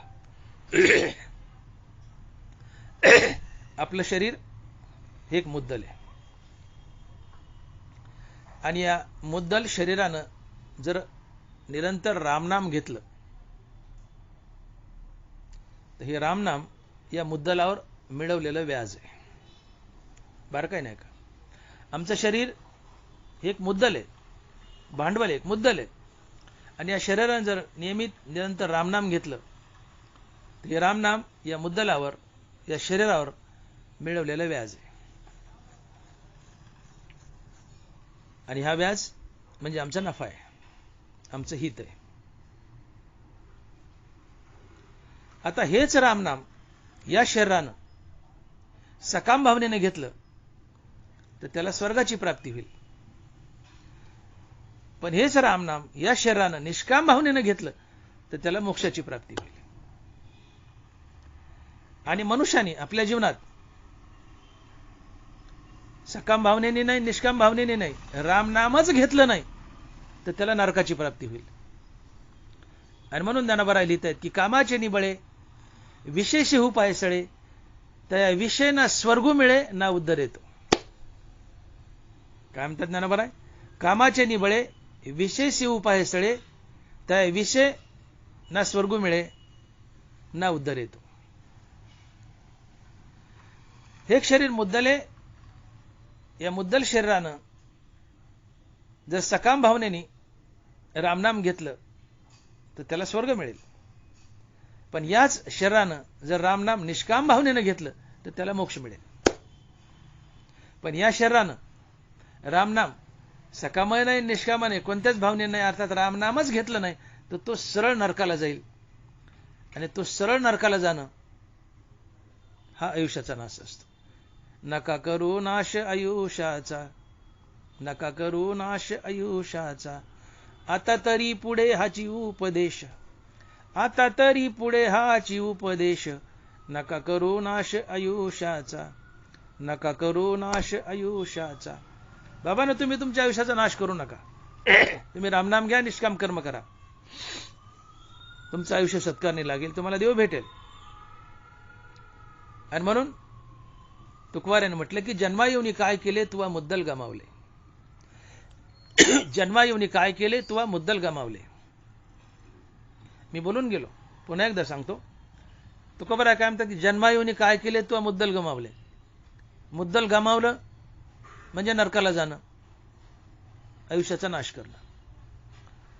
मी पुन्हा सांगतो की शरीर एक मुद्दल आहे. या शरीरानं जर सकाम भावनेने रामनाम घेतलं मनुष्य स्वर्गाला जाईल. या शरीरानं निष्काम भावनेने रामनाम घेतलं मनुष्य मोक्षाला जाईल. पण या शरीरानं सकामाने निष्कामाने कोणत्याच भावनेने रामनामच घेतलं नाही तर तो सरळ नरकाला जाईल. याला तुकोबाराय म्हणतात की जन्मा येऊन काय केले तुवा मुद्दल गमावले. मुद्दल गमावले. एखाद्या सावकाराने एखाद्याला पैसे दिले आणि समोरचा लबाड निघला, व्याज तर दिलं नाही पण मुद्दलही बुडवलं. मग सावकार पाय पडतो, ए बाबा राहिलं व्याज पण मुद्दल तरी दे.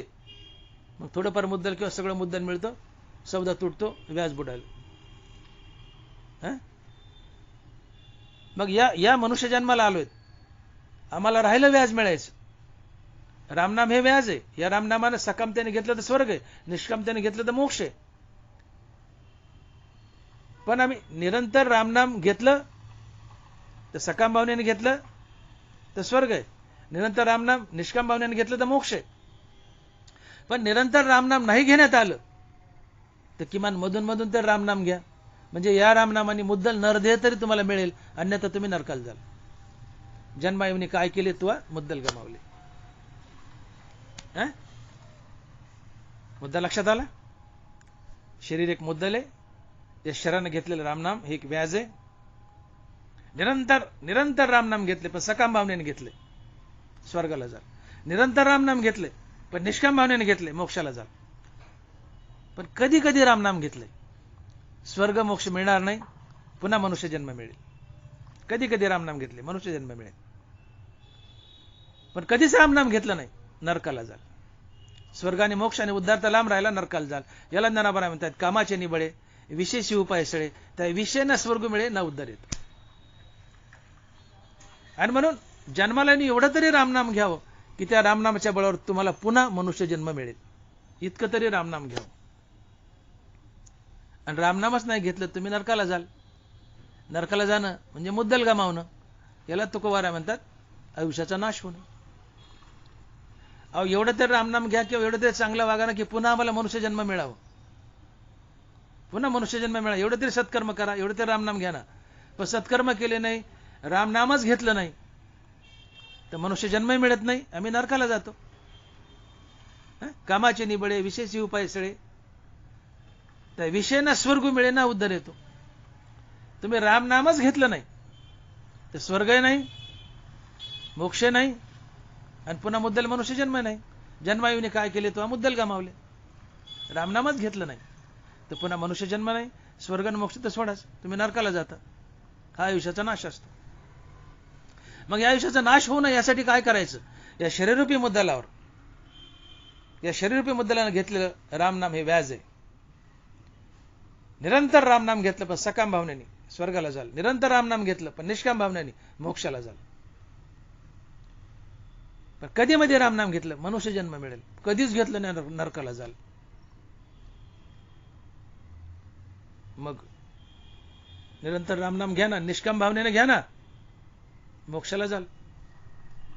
याला तुकोबाराय म्हणतात तुका म्हणे हित होय तो व्यापार, करा काय शिकवावे. करा काय फार शिकवावे. तुका म्हणे हित होय तो व्यापार, की बाबानो एखादा व्यापारी धंदा टाकतो, धंदा टाकल्यानंतर त्या धंद्यातून खूप नफा काढतो. अर्थात इमानदारीने, जोडणे धन उत्तम व्यवहार आहे, इमानदारीनेच नफा काढतो. नफ्याने आपला विकास करून घेतो, नफ्याने विकास करून घेतो, धंदा वाढतो. व्यवसायातून नफा मिळवला हे त्याचं हित आहे. तसे शरीररूपी व्यवसायानं यांनी रामनाम घेतलंय या शरीरानं, हे रामनाम या शरीरानं निरंतर घेतलंय, निष्काम घेतलंय तर देव भेटतो. व्यापाऱ्याचा पैसा मिळाला हा नफा आहे. आम्हाला निरंतर रामनामानं देव भेटलाय हा शरीररूपी व्यापाराचा नफा आहे आणि हे आमचं हित आहे. आणि म्हणून तुकोबाराय म्हणतात की तुका म्हणे हित होय तो व्यापार, करा काय फार शिकवावे. अरे फार शिकवायची गरज काय म्हणले तुम्हाला? फार सांगायची गरज नाही. हे शरीर आहे, हे मुद्दल आहे, याला निरंतर रामनाम घ्यायला हवा, निष्काम भावनेने घ्यायला हवा. तुम्हाला देव भेटेल. देव भेटणं हा आमचा नफा आहे, हे आमचं हित आहे. तुका म्हणे हित होय तो व्यापार, करा काय फार शिकवावे.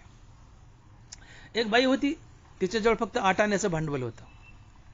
उदाहरण सांगतो, आपला वेळ संपत आला. 8 आण्याचं भांडवल होतं.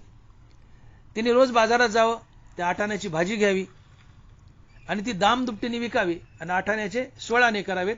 घरी यावं, वर आलेला 8 आण्याचा नफा घर खर्चात खर्च करावा, उरलेले 8 आणे तसेच ठेवावेत. पुन्हा दुसऱ्या दिवशी बाजारात जावं, 8 आण्याची भाजी घ्यावी, 8 आण्याचे 16 आणे करावेत, आलेले वरचे 8 आणे घरात खर्चावेत, पुन्हा 8 आणे ठेवावेत. पुन्हा दुसऱ्या दिवशी बाजारात जावं, 8 आण्याची भाजी घ्यावी, 16 आणे करावेत, दामदुपटीने विकावं. हा तिचा क्रम खूप दिवस चालला. पण एकदा दिवाळीमध्ये आली आणि लेकर म्हणले, आई आम्हाला टिकल्या पिस्तूल घेऊन दे ना. आता मायाच्या पोटी तिने 1 आण्याचा टिकल्यान पिस्तूल घेऊन दिला. आता 8 आण्यातून 1 आना गेला, खाली किती उरले? 7 आणे. दुसऱ्या दिवशी बाजारात गेली, 7 आण्याची भाजी घेतली, दामदुपटीने विकली. तिचा नियम दामदुपटीने विकायचं. 7 आण्याचे किती झाले? 14 आणे. 14 आण्यातून घरी आले, 8 आणे खर्चायचे, हा नियम. 8 आणे गेले, 14तून 8 गेले, खाली उरले 6. पुन्हा 6 आणे घेतली, दुसऱ्या दिवशी बाजारात गेली, दामदुपटीने विकले, किती आले? 12 आणे. पुन्हा घरी आली, 12 आण्यातले 8 आणे खर्चले, खाली किती उरले? 4 आणे. पुन्हा 4 आणे गेली, पुन्हा बाजारात गेली दुसऱ्या दिवशी, 4 आण्याचे 8 आणे केले, 8 आणे घरी घेऊन आले, 8 आणे संसारात खर्चले, खाली काय उरलं? 0. जन्मायूने काय केले तुवा मुद्दल गमावले. त्या बाईचं मुद्दल संपलं. तसं तुमचं मुद्दल संपतं. तुमचं मुद्दल संपणं म्हणजे तुम्हाला या मनुष्य देहावर पुन्हा मनुष्य जन्म न मिळणं, म्हणजे तुमचं मुद्दल संपलं. जन्मायूने काय केले तुवा मुद्दल गमावले. मनुष्य जन्म मिळालाय तर पुन्हा मनुष्य जन्म तरी मिळावा. राहिला मोक्ष आणि स्वर्ग, किमान मनुष्य जन्म तरी मिळावा. इतकं तरी हरिनाम घ्या आणि इतकी तरी सत्कर्म करा, पुन्हा मुद्दल मनुष्य जन्म मिळेल. पण सत्कर्म केले नाही, मुखानं नामच घेतलं नाही, तर स्वर्ग आणि मोक्ष तर सोडा, पुन्हा मनुष्य जन्मही सोडा, तुम्ही नरकाला जाल. याला तुकोबारा म्हणतात की जन्मा येऊन काय केले तुवा मुद्दल गमावले. या मुद्दल शरीरावर पुन्हा मुद्दल मनुष्य देह तरी मिळावा, इतकं तरी चांगलं वागा आणि हरिनाम घ्या, मनुष्य जन्म मिळेल. पण थोडंही चांगलं वागले नाही, थोडं हरिनाम घेतलं नाही तर मुद्दल मनुष्य जन्म तर मिळत नाहीच. स्वर्ग आणि मोक्ष तर सोडाच, तुम्ही सरळ नरकाला जाता. याला तुकोबारा म्हणतात की जन्मा येऊन काय केले तुवा मुद्दल गमावले. आणि हा धंद्यातला घाटा असतो, व्यवसायातला घाटा असतो, हा शरीराचा घाटा आहे. शरीर मिळाले, या शरीराने पुन्हा शरीर तरी मिळावं, हा नफा आहे. पण शरीर मिळाले, या शरीराने पुन्हा शरीरच मिळत नाही, नरकाला जाता, हा या शरीररूपी व्यवसायातला घाटा आहे. मग तुकोबारा म्हणतात की छोट्या नफ्यावर काय समाधान मानता? पुन्हा शरीरावर शरीर काय मिळवता? तुम्ही निरंतर अखंड रामनाम घ्या, निष्काम भावनेने घ्या ना, तुम्हाला मोक्ष मिळेल. आणि मग या शरीर व्यापारातून तुम्हाला फार मोठा नफा झाला, या शरीराने तुम्हाला मोक्ष मिळवून दिला या रामनामाच्या बळावर. हा तुमचा फार मोठा नफा आहे आणि हा फार मोठा नफा तुमचं हित आहे. आणि म्हणले व्यापार, या शरीराचा व्यापार करा ना म्हणले. मग मी तुम्हाला काय शिकवून म्हणले? पुन्हा पुन्हा शरीराचा व्यापार करा, खूप रामनाम घ्या, निष्काम भावनेने घ्या, मोक्ष मिळवा, हा मोठा नफा आहे, हे तुमचं हित आहे. आणि म्हणून तुका म्हणे हित होय तो व्यापार, करा काय फार शिकवावे. विठोबा रखुमाई, जय जय विठोबा रखुमाई, विठोबा रखुमाई, जय जय विठोबा रखुमाई, जय जय विठोबा रखुमाई. आपण अभंगाचा यथामती भावार्थ पाहिलाय. तुकोबारा म्हणतात, आता तरी पुढे हाची उपदेश, नका करू नाश आयुष्याचा. सकाळच्या पाया माझे दंडवत, आपल्याला चित्त शुद्ध करा. हित ते करावे देवाचे चिंतन, करून या मन एकविध. तुका म्हणे हित होय तो व्यापार, करा काय फार शिकवावे. अर्थात मनुष्य जन्मातून आपलं प्रमोशन हवं. समजा तुम्ही नोकरीचा व्यापार करतायत किंवा बाहेरचा कोणी धंदा एखादा दुकानाचा व्यापार करतो, दुकानदाराची काय इच्छा आहे? व्यापार वाढावा, हा त्याचा नफा आहे किंवा हित आहे. नोकरीला वाटतं प्रमोशन मिळावं, हा त्याचा नफा आहे किंवा हित आहे. तसं मनुष्य जन्मातून आम्हाला प्रमोशन मिळावं, अर्थात आम्ही मुक्त व्हावं, स्वर्ग, जनलोक, तपोलोक, महिरलोक, कैलास, वैकुंठ इथं तरी जावं. राहील याच्या पुढे अजून जाता आलं तर आनंदाचे, मोक्ष मिळवावा. त्याच्या पुढे जाता आलं संतपद मिळवावं. मनुष्य जन्मातून सफल व्यापार करणं म्हणजे मुक्ती मिळवणं, हा सफल व्यापार आहे, हे खरं हित आहे. मनुष्य जन्मातून प्रमोशन मिळवा, राहिली मुक्ती. पण स्वर्गलोक, जनलोक, तपलोक, महिरलोक, ब्रह्मलोक, कैलास वैकुंठ एवढं तर निदान मिळवा. मोक्ष मिळवता आला, संतपद मिळवता आला तर आनंदच आहे, फार मोठं प्रमोशन आहे. पण किमान ही खालची बारकी तरी प्रमोशन मिळवा, जनलोक, तपलोकाची, कैलास वैकुंठाची. मनुष्य जन्मातून प्रमोशन मिळावं. तुम्ही रिव्हर्शन मिळालं म्हणजे नरकाला गेले म्हणजे आयुष्याचा नाश झाला. प्रमोशन मिळालं म्हणजे जन्माचं हित झालं. मुद्दा लक्षात घ्या. मनुष्य जन्मातून अखंड राम नाम, निष्काम कर्म केले. मनुष्य जन्मातून तुम्ही मोक्ष मिळवला, हित झालं. पण निष्काम कर्म केलं नाही, निष्काम हरिनाम घेतलं नाही, तुमची अधोगती झाली, नरकाला गेले, हा आयुष्याचा नाश. हा टाळा. नका करू नाश आयुष्याचा, नका करू नाश आयुष्याचा. अधोगतीला जाणं, नरकाला जाणं हाच आयुष्याचा नाश, हा टाळा. आणि म्हणून आता तरी पुढे हाची उपदेश, नका करू नाश आयुष्याचा. आमचं खरं हित काय, की आम्हाला अशी प्राप्ती व्हावी की त्या प्राप्तीने आम्हाला कधी सोडू नये. देश काळ स्वभावे वेचू जाय न संभवे, ते पद माझे पावे अविनाश तो. बरोबर आहे. देश काळ स्वभावे वेचू जाय न संभवे, ते पद माझे पावे अविनाश तो. तुम्हाला अशी वस्तू मिळावी की जी तुम्हाला कधीच सोडून जात नाही. कोणत्या देशात, कोणत्या काळात ती वस्तू तुम्हाला कधीच सोडत नाही. अशी वस्तू मिळावी की जी तुम्हाला कधी सोडून जाणार नाही. आणि ती अशी एकच वस्तू आहे, ते आहे मोक्ष, ते आहे हरिपद, ते आहे संतपद. ज्याला ज्ञानोबा म्हणतात की देश काळ स्वभावे वेचू जाय न संभवे, ते पद माझे पावे अविनाश तो. हे मोक्ष आहे, अर्थात आत्मलाभ आहे. आणि आत्मलाभासारखं गोमटं काही नसतं. आत्मलाभासारखी गोमटे काही न देखे. म्हणून हे भोग विषय की हरिजेना. आम्हाला आत्मलाभ व्हावा, आम्हाला अर्थात मोक्ष मिळावा, अर्थात हरिपद मिळावं, किंवा त्याच्या पुढचं संतपद मिळावं, हे आमचं खरं हित आहे. आणि हे हित कशानं होतं, तर अखंड निष्काम हरिनाम आणि अखंड निष्काम कर्म केल्यानं. का तर निष्काम कर्म आणि निष्काम हरिनामानं आमच्या चित्ताची शुद्धी होते. या शुद्ध चित्तात आत्मज्ञान स्थिरावतं. या शुद्ध चित्तात देव राहायला येतो. शुद्ध चित्त म्हणजे निर्मळ चित्त. शुद्ध चित्तात देव राहतो, आत्मज्ञान राहतं. आणि हे आत्मज्ञान आम्हाला देवाची प्राप्ती करून देतं. आणि त्या शुद्ध चित्तात देवही राहायला येतो. काय काय गोष्टी घडल्या, निष्काम कर्म आणि निष्काम हरिनाम यानं विकार सोडून गेले, अर्थात चित्ताची शुद्धी झाली. चित्ताची शुद्धी झाली की तिथं आत्मज्ञान येतं आणि स्थिरावतं. आणि हे आत्मज्ञान आम्हाला देवाची प्राप्ती करून देतं. आणि देवाची प्राप्ती हे आमचं खरं हित असतं. आणि म्हणून हित ते करावे देवाचे चिंतन, करून या मन एकविध. तुमचं कल्याण होईल. सातत्यानं एकांतात असो, लोकांतात असो, घरात असो, कुठं असतो, कामामध्ये काम, काही म्हणा राम राम. मनाला एकविध करा, एकाग्र करा. एकाग्र चित्तानं भगवंताचं अतिशय आवडीनं नामचिंतन करा.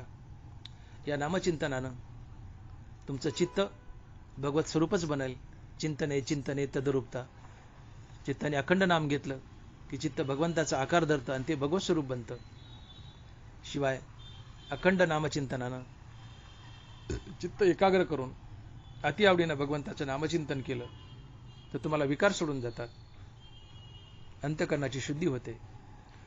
शुद्ध मनात आत्मज्ञान स्थिरावतं. आणि तुम्हाला आत्मज्ञान झालं की श्री गुरुच्या कृपेने भगवंताची प्राप्ती होते. आणि भगवंताची प्राप्ती हे आमचं खरं हित असतं. आणि म्हणून हित ते करावे देवाचे चिंतन, करून या मन एकविध. असा भगवंत आम्हाला प्राप्त झाला की आमचं मागचं आयुष्य नाश पावलं ते पावलंय, इथून पुढचं आयुष्य नाश पावत नाही. आणि मग पुढचं तरी आयुष्य नाश पावू नये यासाठी निष्काम कर्म करा आणि भगवंताचं नामचिंतन करा. आणि तुकोबारा म्हणतात की आता तरी पुढे हाचे उपदेश, नका करू नाश आयुष्याचा. पुंडलिक वरदे हरी विठ्ठल. श्री ज्ञानदेव तुकाराम गोपाल कृष्ण भगवान की जय. माऊली ज्ञानेश्वर महाराज की जय. विठ्ठल विठ्ठल विठ्ठल विठ्ठल विठ्ठल विठ्ठल विठ्ठल.